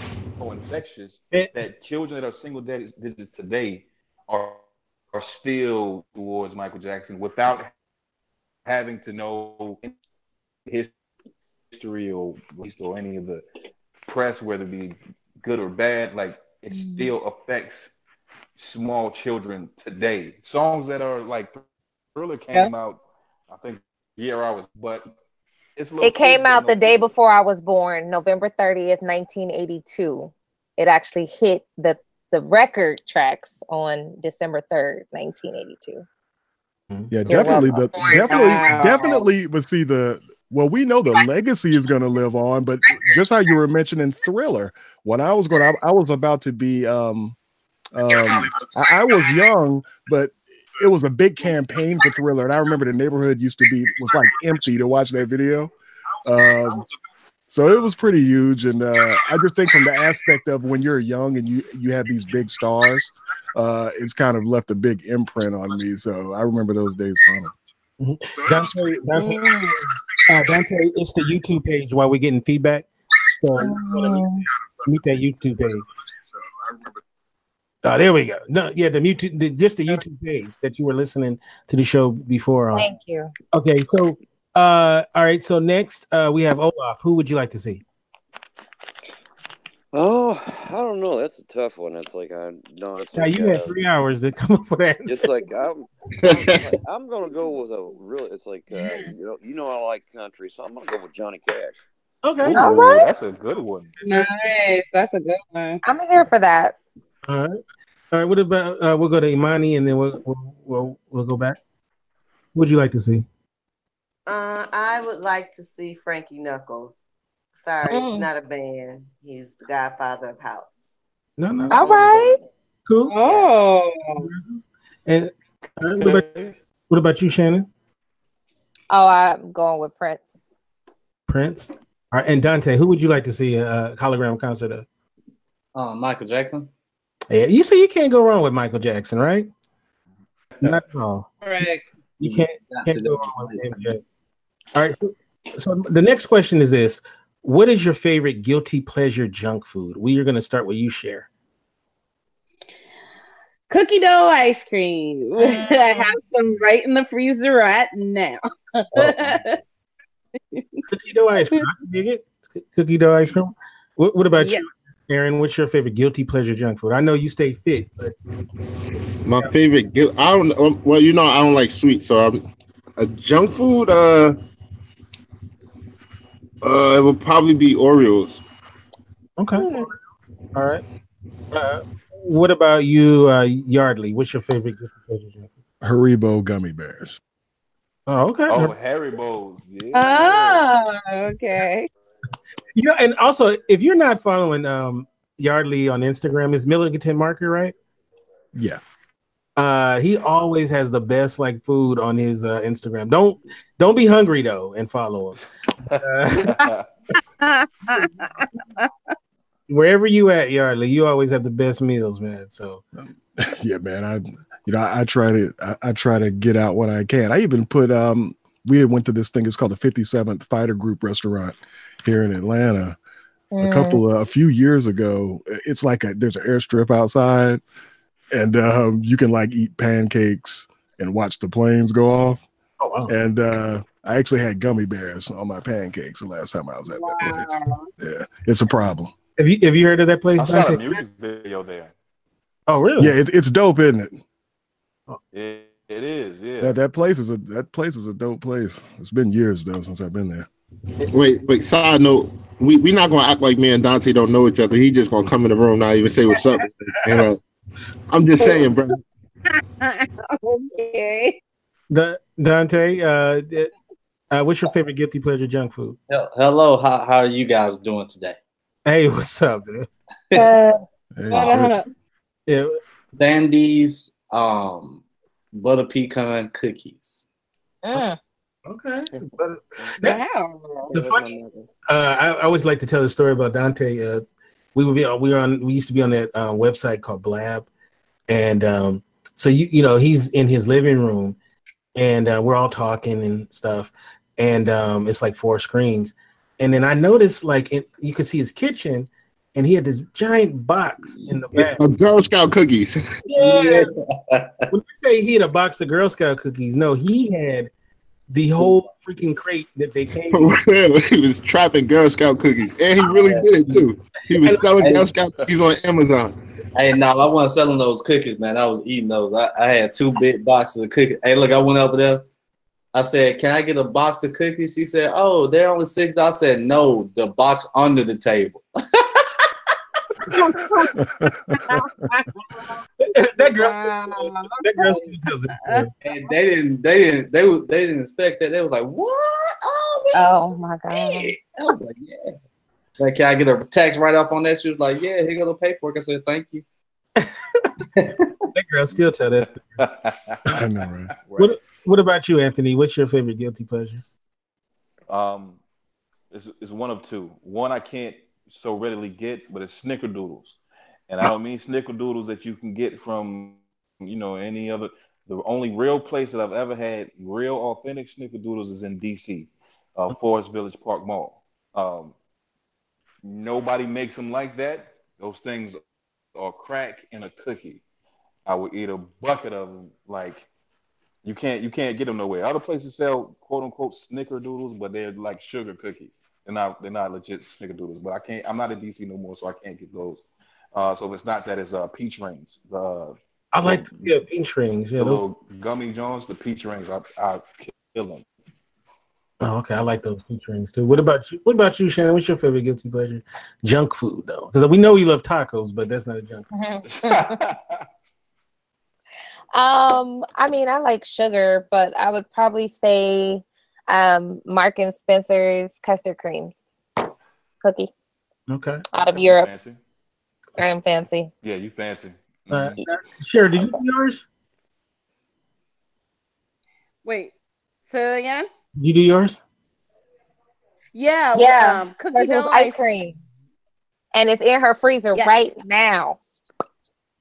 Okay. I got a spoon. Look, I got a spoon. I'm coming over. Okay. Oh, yes. My husband knows, like, his is butter pecan. And if he runs out of ice cream, sometimes he'll try and, like, sneak a spoon over to mine. I'm like, hell no. You know better than that. I know that's right. I know that's right. Now you're going to make me go downstairs to the fridge and get some gelato because I got, like, 3 of them in my freezer right now. You started something. You started something. Did you just say you fancy? Mm-hmm. This next question is real personal. All right, get personal. Right. Mind your business. So, what was your biggest hoe year? You don't have to give a number. Ooh. But of all your years of being active, this year you was, and we're not talking about with the same person over and over. You don't have to give the number, but give a year that you think, man, my body count went up a lot in that year. Can I go first? Yeah, go ahead. I don't have one. You don't have 1 year? I have not had a whole year in my entire life. Well, there was a year you had sex, so there was some. Yeah, but I haven't had a whole year. That is your question, correct? If you did fancy. She's saving her years. Right. I did. You show right for my husband. Right. No, you're not gonna put that on me. So I think the guys will probably answer this one a little more honestly, but all right. I beg your pardon. You still playing Twister? You still playing Twister, and you worried about whether or not I'm being honest? Okay. Plus, you have 2 other ladies to go through, my friend. So you're just so disrespectful right now. It had to be honest. Guys, we'll start with the guys. We'll go back to Sherry. Just give me a year you think that was the year my body count went up. 1998. Hey, that was mine. That was Drew Hill. That was Lauren Hill. That was good music. That was good music. Yes, that Lord. Was my year too. Wow. Which by the way, I was over here smiling like fuck, ready. She had the same great year. 1998. Yo, Yardley, Air 5, man. Air 5. That was Uncle Luke. That was 2 Live Crew. That was a good year, but I wasn't getting any, so I can't agree. May I add in there, of course, Happily Married as I Am. That came way before my husband was a glimmer in my eyes. So that we are clear, okay? You better let him eat out your ice cream tonight, dear. Upon your recommendation. Straight up. Oh, All man. right, so what about you, Anthony? What was your year? Ooh. You had the best. Every single last one No, of them. don't do me like that. I'm sorry. My bad. You my 2018. friend. It was either 2003 or 2000. We're in 2017. You was either one of those two. Wait, Last- okay. Darling, last do you year, know huh? somebody who you count? No. I knew you last year. I should have showed up. I would have changed your life. I would have changed your I life. mean, I'm just saying. I would have been like, hey. This is what it's all about for friends.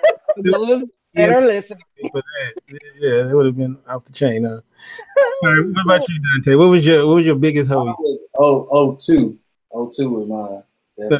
Was there a special reason for why 02, or was it just Yeah, so I was in the military and I moved to California. And so everybody in California, I had a strong accent too, so like real strong Atlanta accent. And everybody at that time loved Atlanta.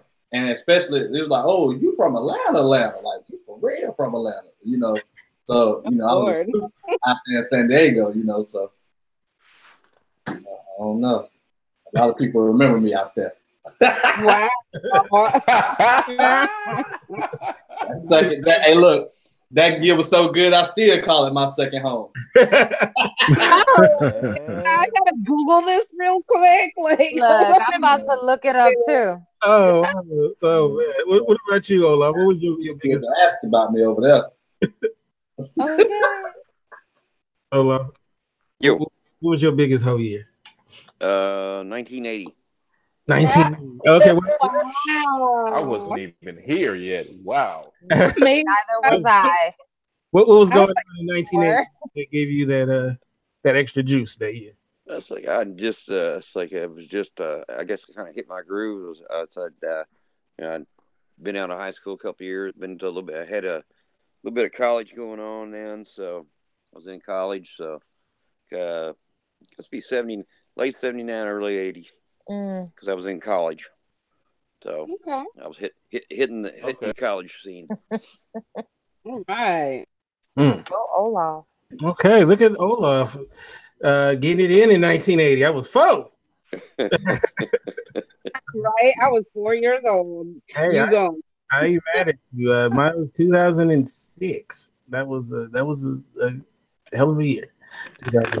So I remember very well. Like I said, if I had a ESPN highlight tape of that year, it'd been crazy. All right, so we'll do the last question, and this one is the one we love to. Gotta go. Hey, look, it might be 2018 now. See y'all later. Aaron just came back. We didn't get Aaron. 2019, call it right now. Are you there, Aaron? We gotta. Let's see, Aaron, are you there? Yeah, I'm back. I don't know what happened. It just kicked me off. Oh, okay. Did you hear the question? No. I just came back in. Okay, so the question was, what was your biggest hoe year? That is the year. Oh my God. Every one of them. Aye. Not to give the number, but a year where your body count went up significantly more than any other year. We all get our years. I'm gonna take the high ground and just plead the fifth. I cannot answer this question. I can't answer this question. Like, nah. Wow. I'm good. Names of the innocent, why don't you? It's like what Randy says, it's a no for me, dog. It's like, I walk out on limb. My biggest whole year was 22. 22? 22. So 5 years ago? Oh, okay. You're giving the age. Okay. So 5 years ago? Yeah, 5, whatever year that was, 5 years ago. Okay, so 2013. Okay. Okay. So yeah, I was wilding. I had just graduated college. Did some stuff financially, and I was wilding. Put it like that. Wow. Okay. It was like Neo in the Matrix, huh? Yeah, that when I made my first million, it was like I was going crazy, dog. It was a. I guess y'all can hear the smile on my face, huh? Oh yeah.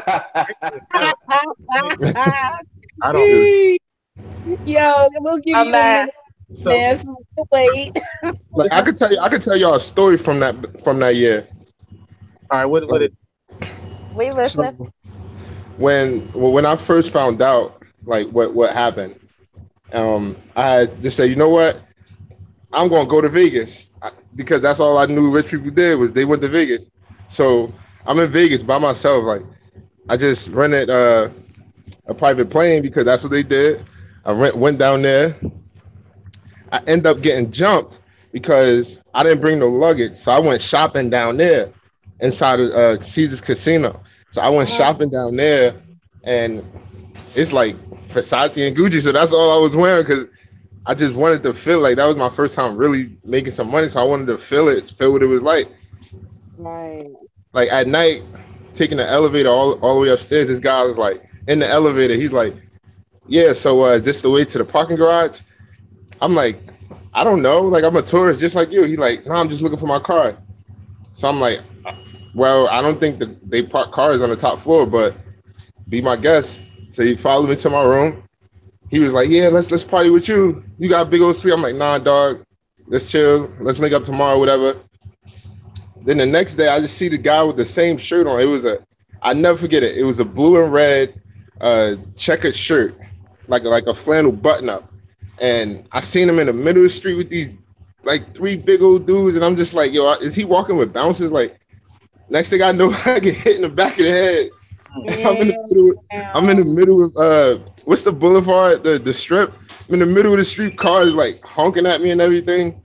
And I just see them dudes running. So then it clicked like, yo, they trying to rob you. So I'm in the middle of broad daylight. Everybody got their phones out and stuff recording it. I'm just like, yo, I'm about to get killed. Y'all recording it. So I just kicked one like one of the big dudes. I just kicked him in the face. I don't even know how I lift my leg that high. Like I just kicked him in the face. And I had this frozen drink. It was called the Numb. Like it had 21 shots in it. It was called the Numb. And I just hit him with it. And then like ran back to the hotel. When I got back to the hotel, my whole foot swelled up. I had to cut my trip short because I broke my foot. Damn, yo, that's crazy.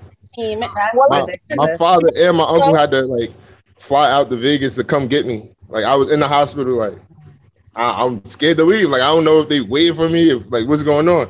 Right. Wow. That's way crazy. Well, we're glad to see you alive and well, my friend. Damn. I'm glad you made it. Yeah. Woo. Live to talk about it. They say pimping ain't easy, hoeing ain't easy either. Shit, I mean, you gotta risk your life. Damn. Here's the last question. Like when room service come up and like, how you afford this? How old are you? Oh, I know some girls that are like it was that type of Vegas trip. Oh God! Wow. The best ones. Sounds like the adventurous year, if anything, if nothing else. God bless. All right. So here's the last question, okay? And this is the one we close it out with. Is now you got to substitute for whatever city you are in, right? A young brother got to take a young lady out on a date. This is a first date, so you have to tell them what's the best date to take a young lady out on. So wherever city you're in, you got to tailor it to that city. Oh. So you want to go first, Shannon?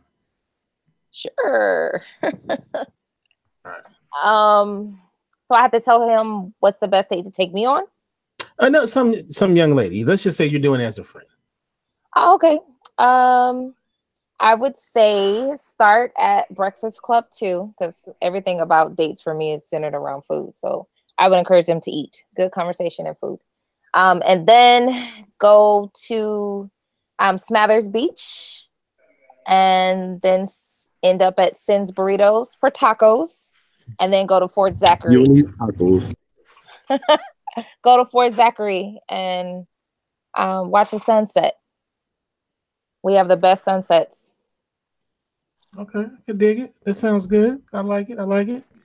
All right. I'm not upset. All right. So, Cher, what about you? You got to help this. Yeah. Oh yeah, definitely. Here in Jacksonville, Florida. Mhm. Hey, Florida. Hey. So here in the Sunshine State, here in Jacksonville, Duval, here we go. You go to Five Points, which is a part of Jacksonville. It's very bohemian. There's a lot of nice little shops. There's a movie theater. There's good food. I mean, there's a whole, like, you throw a stone in any direction and you can basically pick out whatever menu that you could possibly want. So it has a wide variety, a little something for everyone.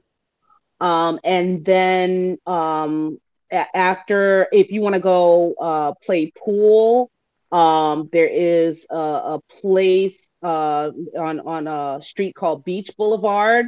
It's at Peach and Beach Boulevard. I call it Peach and Beach. It's called Q Billiards, but they have great pool. And if you're not into pool, they have a great bar. And if you're not in a bar, they have great music. And then I would finish out the night by the beaches, definitely, of course. And it near Jacksonville Beach, which is 20 minutes from where I live, there's like a whole strip of venues up and down Jacksonville Beach, from like your age old like Irish pub all the way to like Jamaican music venue to like live music, jazz venue, like the whole, variety of music by the beach that you can enjoy. And if you want to go to the club, you could do that too. So yeah, that would be the perfect date. Okay, I can dig that one too. I like it. I like it. Well, what about you, Olaf? What about this date? Here, And yeah, what city? here in Indiana, what we do for a really good date, we jump on a tractor, head over Walmart, pick us up some stuff, and go out and have a little campfire. You got Walmart in the mix. Simple. Love it. Oh no, it's like probably around here. There's quite a few in my town. There's quite a few little places that have popped up, little restaurants. So you kind of it's like you kind of go pick one of them. It's like probably the Floyd County Brewery. They've got some really good food, music, and stuff. Go there and have a little bit to eat, and maybe head for the theater and watch a movie. If it's during the summer, then you go to the drive-in. We just drive in the other day. Okay. That's nice. Fog up them windows, huh? Yep. All right. I love it. I love it. All right. So, Anthony, what about you? What's and say what city you're in? In Atlanta. Oh yeah, we got 3 Atlantas. Yeah. Yeah, A-Town, stay down. Zone 3, all that. Zone 3. Hey, I'm Zone 5 over here. Oh shit. You fancy? Out in Zone 5. I'm mile marker 0. So, Atlanta is a city of a lot of like quiet kept secrets. So there's a spectrum of things you can do. So for what I would do is probably go in to a degree just polar opposites. So maybe start off. There's a ranch that I know, some people that I know is black owned. There's a lot of they horseback ride, ATVs. They got land out there. There's like they got a lake and stuff out there. So if she's like outdoorsy, we can go ride some horses, ATVs, bonfire type thing or whatever. They do a little hunting and stuff. Just depend on how deep you want to get into it. But then we go from that side to, the Hobby Museum. They always got some. I like very artistic type things. I like visual representation. So they always got some sort of exhibit that's going on there. So the High Museum is definitely a place to go. Now, if you want to have something that's just kind of like, if she's never been there and kind of awe-inspiring, then we go to the Sundial. Um, and that's a good place to. If you don't know what the Sundial is, and the Sundial is the revolving restaurant, is extremely high up in the air, um, surrounded by glass, and the restaurant revolves slowly, but it revolves around, and you can see the cityscape in that regard. And the food is pretty good too. But honestly, if I have to say, there's better food at one of my new favorite places, Capitol Grill. I tell you, the food in that is so, man, I've been twice now, and each time I've had South African lobster tail. Nice.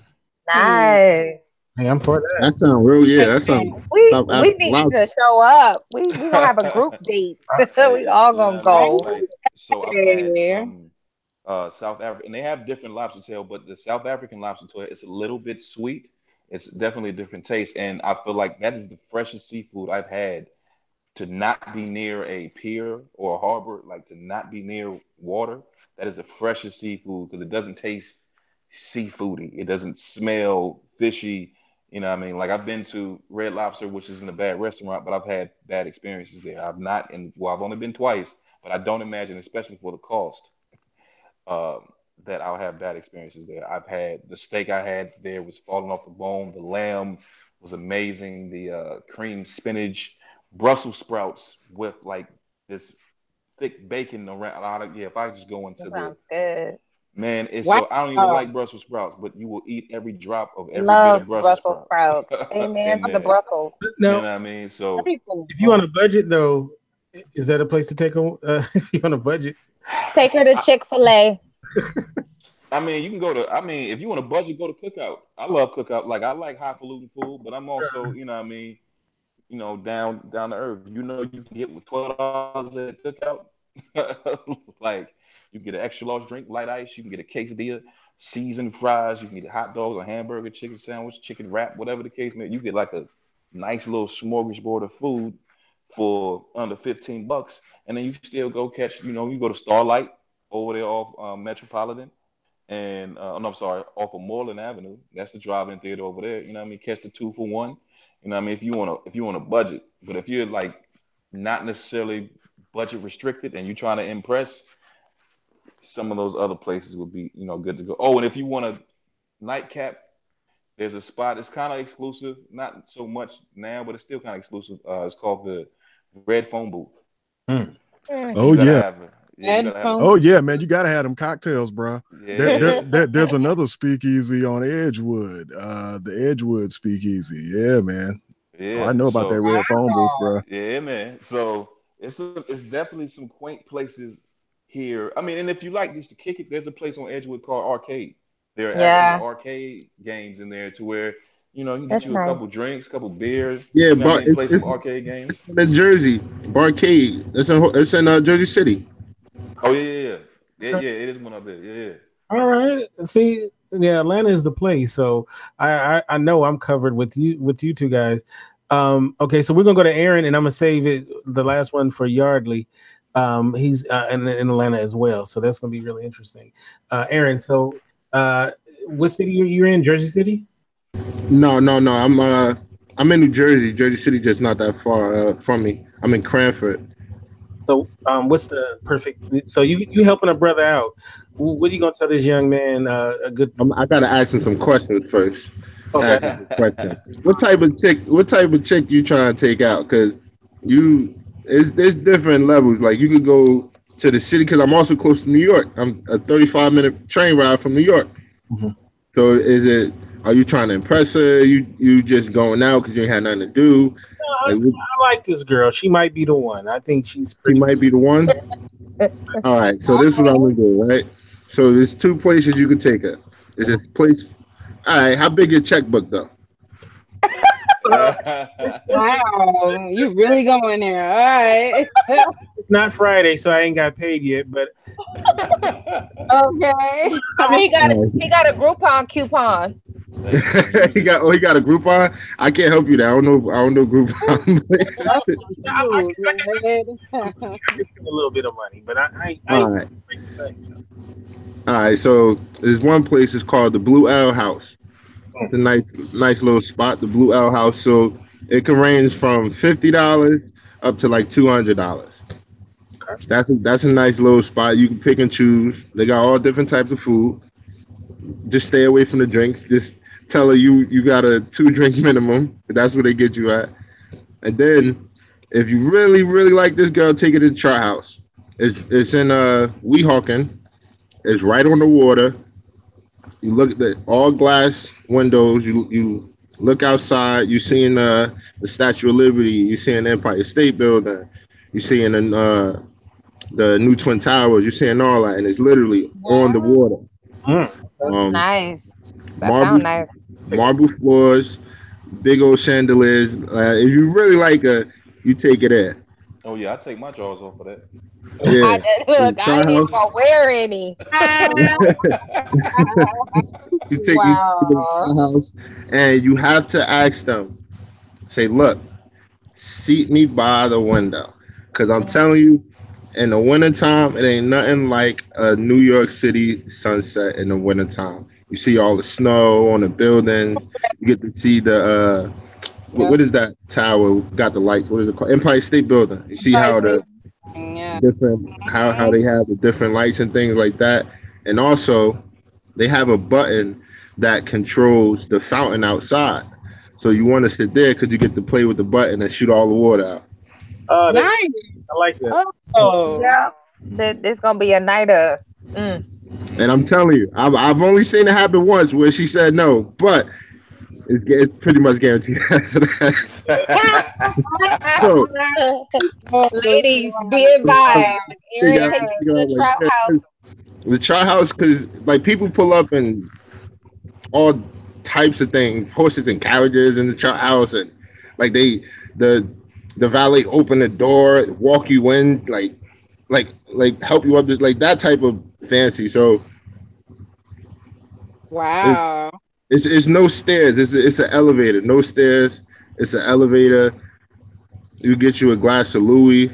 Like it's like that type. Yeah. See, his pocket's a little deeper than no. Wait. He said he really like her. He thinks she the one. So that means he about to propose. Yeah. So you want to do that? I could date the girl. You know, a glass of Louis the 13th.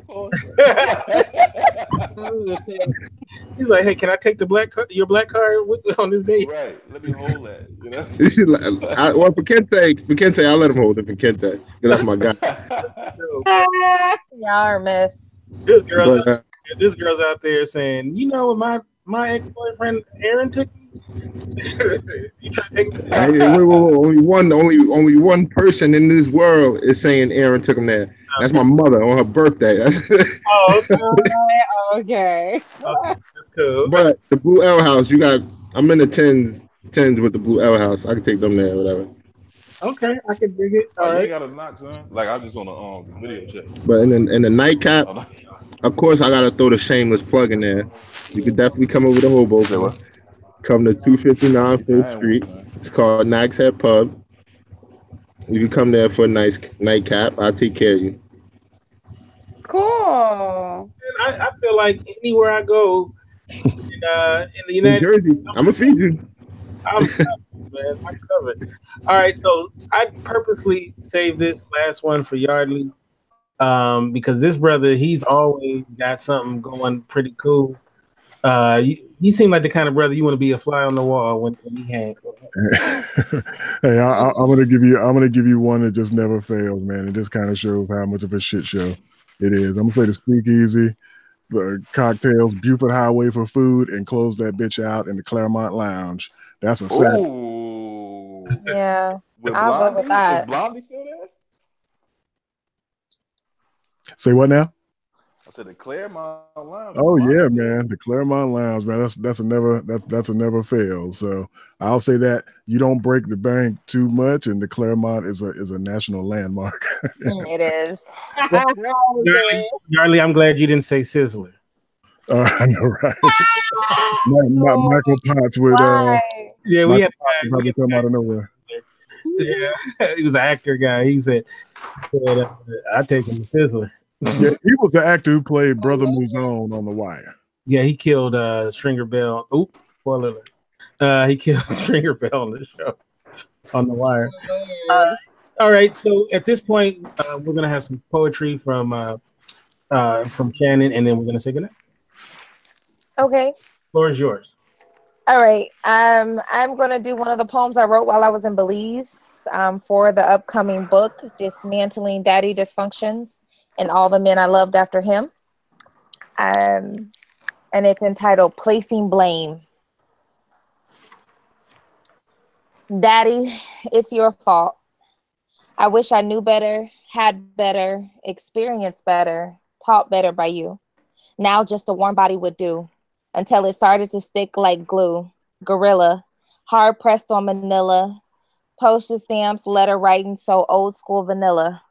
I evaporate like milk, trying on my ladylike silk, stitching together like a quilt, but there are holes in this riddle that my daddy built. I wish I knew what courting looked like with feet to the pavement, yet and still I'm stuck like, wait a minute. Negroes will charm and confuse you, trifle with your mind, endanger your heart, then bruise you. I did never want to lose you. Wouldn't have reconsidered if I had to choose you. I'd probably pick differently, hoping and praying and wishing that the difference be a different me, loving differently. Yet indifferently, I packed 17 years, 17 wandering wilderness years, storing up buckets of unshed tears for you, as if 17 years ago we didn't actually bury you. I didn't even hurry you, kept me company, misery and money, time to reenact the moment so I can finally give up on it and let you go. It's your fault. The lack of what I was taught, the lies that I often bought, the lack of promises sought after, no happily ever in sight. On the stage marked love, yet I'm still in fright. Possibilities end in pain, no honorable mentions to gain. Rejections fall from lips that I once used to kiss. It's your fault, Daddy. Ownership is 50-50. It's my fault too. I was hell-bent on being you. Broken bottles, liquid measure, drowning ships and all its treasures. Lost at sea, lost as we. Starting to add up our losses for me. Undermining reality. I bid you adieu, Daddy. Forgive you, love you, mourn you, feel you in the margins. I read and reread the between lines. I'm choosing to accept responsibility for holding you hostage, and I'll be just fine. I'm sorry, Daddy. Wow. Wow. Oh my God. Nice. That was. Thank you. Let's go, champ. Oh, hold on a second. Yeah, you're muted, Anthony. Wow, that was awesome. Thank you. Thank you. Sharing that with us. That is so great. When can we get more of that? When is that book coming out? I still have to submit it to my publisher. So that should be happening the next week. I'm gonna have a couple of eyes on it before I send it out, just to make sure everything is in proper order. So sometime in 2019, our initiative next year is Year of the Woman. So I'm trying to actually pump out a couple of books. So besides DDD, I want to do a companion, which is Mirroring Mommy, The Woman I Love, The Woman I Hate, The Woman in the Mirror. So yeah, 2019 is gonna be a big year, and I'm gonna be on Indigo's album When Love Has Spoken 2019. It's a whole bunch of your very own writers, Black Artists Connected people that are going to be on that album. So yeah, we're doing big things in 2019. Very cool. So proud of you. You're awesome. And once again, her birthday was Saturday. So let's everybody say, wish her a happy birthday. Thank you. Happy birthday. Happy birthday. All right. Leados feliz. Yes. Right. You're awesome, Shannon. Let's start off with you, Cher. How can people get you in social media? And you're a working actress. Do you have anything that we should be on the lookout for? Well, I actually just finished a performance art piece at the Museum of Contemporary Art here in Jacksonville with the amazing Amanda Coogan, who's world renowned for her performance art. She has done like marathon runs of live performance at different museums throughout the world. all told, her longest performance, I believe, was about 72 hours to date. So we did a fantastic live art piece just this past week. So it was an honor to do that. In February in 2019, I have been cast in Chalk, which is a play. There's a playwright that was originally commissioned in Chicago to write this play, and it is being performed at the Florida Theater here in Jacksonville, which is basically the Broadway of Jacksonville. So it's going to be my biggest theater piece to date, just because that's the largest stage that I would have been on to date. So I'm very excited about that. And folks can reach me on Twitter at Cher Davis, CHERDAVIS. And you can catch me on the gram as the same. So Cher Davis. All right. Awesome. Awesome. All right. So let's go with you, Anthony. How can people get you in social media? And do you have any projects we need to be on the lookout for? I do got a couple projects that I'm working on right now. I'm in the process of shooting a music video for a project that I kind of 90s R&B album that I got coming out 2019. So I'm working on that. I'm actually in Savannah right now working on a commercial shoot. So I'm still doing my film thing as far as reaching me social media wise, photography, and the film is Instagram Woodshed Pictures, spelled the correct way, all one word. You can find me there. I'm still working on my weapons, becoming a weapons instructor, firearms instructor. So that I got some content coming for that, and I'm still building my rifles and taking very much good care of my Second Amendment right. Outside of that, yeah, you can reach me Free for Real, FREEPHAREAL. That's also Instagram, and that's where I'm at. I'm sure I got a whole myriad of other things, but those are the kind of the two immediate things that I'm working on. Yeah, that's great, man. And I want to start a gun club out here in Los Angeles. I feel like that's really important, especially in these days and times too. Because I was someone who never really messed with guns or anything like that. That wasn't in my background. But as things are going on, man, you need to know that kind of stuff. I know California is losing a lot of their privileges, and they're restricting a lot of things in California, which is why I'll never live there. I'd love to visit, but I love my guns too much, and they don't seem to be letting up anytime soon with the legislation. So interesting. Wow. Hey, Olaf Kente, he's coming on board our gun train, bro. Yeah. There you go. That's for sure, man. That's for sure. Olaf, yes. You had a gun put in your hand at 2, was it? Nah, it's like I started probably shooting when I was about 4. 4, okay. I knew it was something like that. All right. How can people get you in social media and all that good stuff? Well, it's like start off. I'm trying to work on a little contest for me. It's like every year it's like I grow out the beard to do Santa, and then as soon as I get done with my Santa duties, I shave my beard off. And this year I'm gonna have a little contest. I've got to figure out get it figured out. I'm gonna let you, my fans, pick the design for whatever my beard is going to wind up looking like. I've had like Tony Stark, and I've had bat stashes and stuff like that. So nice. Any kind of and it's like my beard grows out every 2 weeks, so it grows out enough I can change it every 2 weeks if I want to. But I will be going from the full Santa to whatever, and I said get with Kente, and he and I get him to help me put up a site so we can do that, and then it'd be after the end of December I will do that, and I've already talked with my barber, so whenever we get this figured out, whatever style goes with, it'll be Facebook Live posted, or while it's being shaved, it's gonna be on Facebook Live. Wow.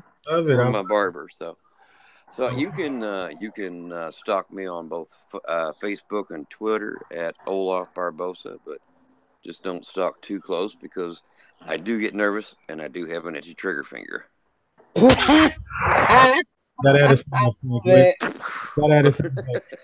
Aaron, how can people get you on social media? And I know you got your book coming out pretty soon.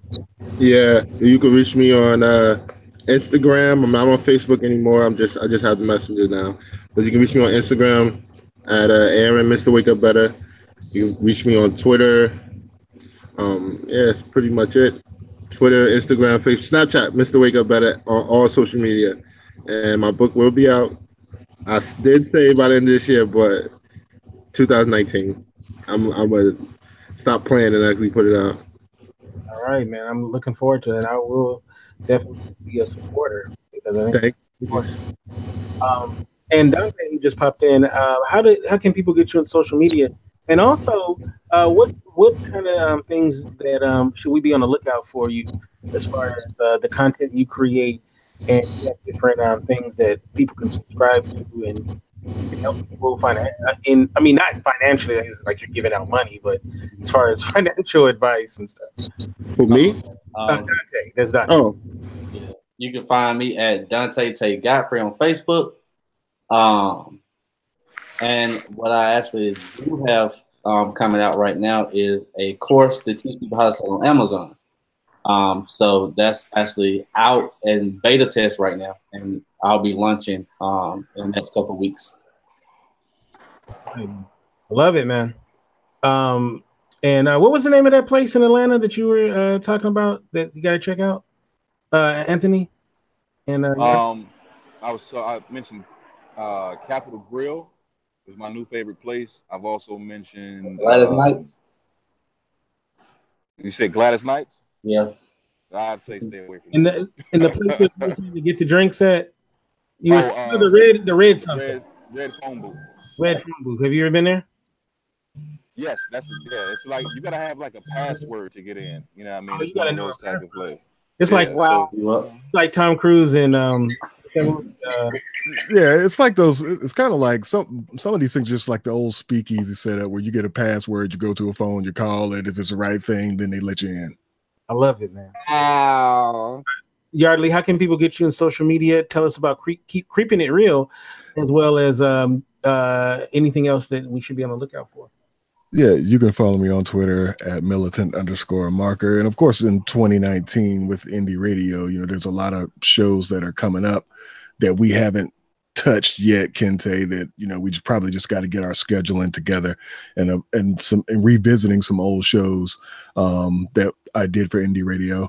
There's another podcast that I'm on. It's called Creeping It Real, where we do horror, paranormal, pop culture show. Basically, we give updates on the news that's going on in horror movies and things like that. Ghost tours and all of that type of stuff. So it's pretty fun. The podcast is on iTunes and Podbean every Tuesday. So for the most part, going into the holidays, I'm just trying to relax, but hopefully 2019 will be a great year for podcasting. I agree, man. And I got to ask you this as you're a big Star Wars guy. Will J.J. Abrams episode 9 make up for episode 8? You know what, man? I don't know, but let me tell you something. Episode 8 has a lot of bad will, and this in Atlanta when you go to the Target and Lando Calrissian is warming the pegs. If you can't sell Donna Glover in Atlanta as Lando Calrissian toys, people think that Star Wars is a shit show. So hopefully J.J. Abrams can kind of turn it around. You know what I'm saying? So and we'll see what's going on though. But I'm a fan, man, so I might hold my nose and go see a matinee of it. Oh, man, that's hilarious. That's funny. All right. Last but definitely not least, our birthday girl. How can we get you on social media? How can we get your books? And anything else we need to be on the lookout for? Shannon Ford Jefferson is all of my handles for Facebook, Instagram, Twitter, too old for Snapchat. And Amazon for all my books. There are currently 5. It's all poetry. So if you're not a fan of poetry, you can become one by purchasing my books. And that's it. I mean, you can catch me every Monday here on the Mars and Venus Men and Women Talk Show. I'll be here. All right. Okay, so you can get me at Kinte F. That's KINTEF at Twitter. You can get me on Instagram as Kinte Ferguson, KINTEFERGERSON. And you can go to our website, indyradio.org. That's INDYradio.org. Tomorrow, I will be a guest on Dr. Vibe's show. And I believe we're doing Get Vocal. So, which is like much like Blab back in the day. I don't know if you checked that out, Aaron. And the topic is actually a topic I came up with was do men need to be married in 2019? I saw your post on Facebook. Right. That is the topic that we're going to talk about tomorrow. So if you guys want to hear a good conversation or maybe want to call in or something like that, check it out. I will be posting where you guys can check it out at. I'm very looking forward to it. I love chopping it up with Dr. Vibe. He's one of the great podcasters, streamers that are out there. He's a great dude, and I'm looking forward to chopping it up with him tomorrow. Wednesday, we'll be interviewing on the Spotlight a rapper and a songwriter named B. Holmes. So I'm looking forward to that as well. That is Wednesday at 5 Pacific, 9 Eastern. And we'll be back with another episode of Men and Women Talk, the Mars Venus Show, episode 101.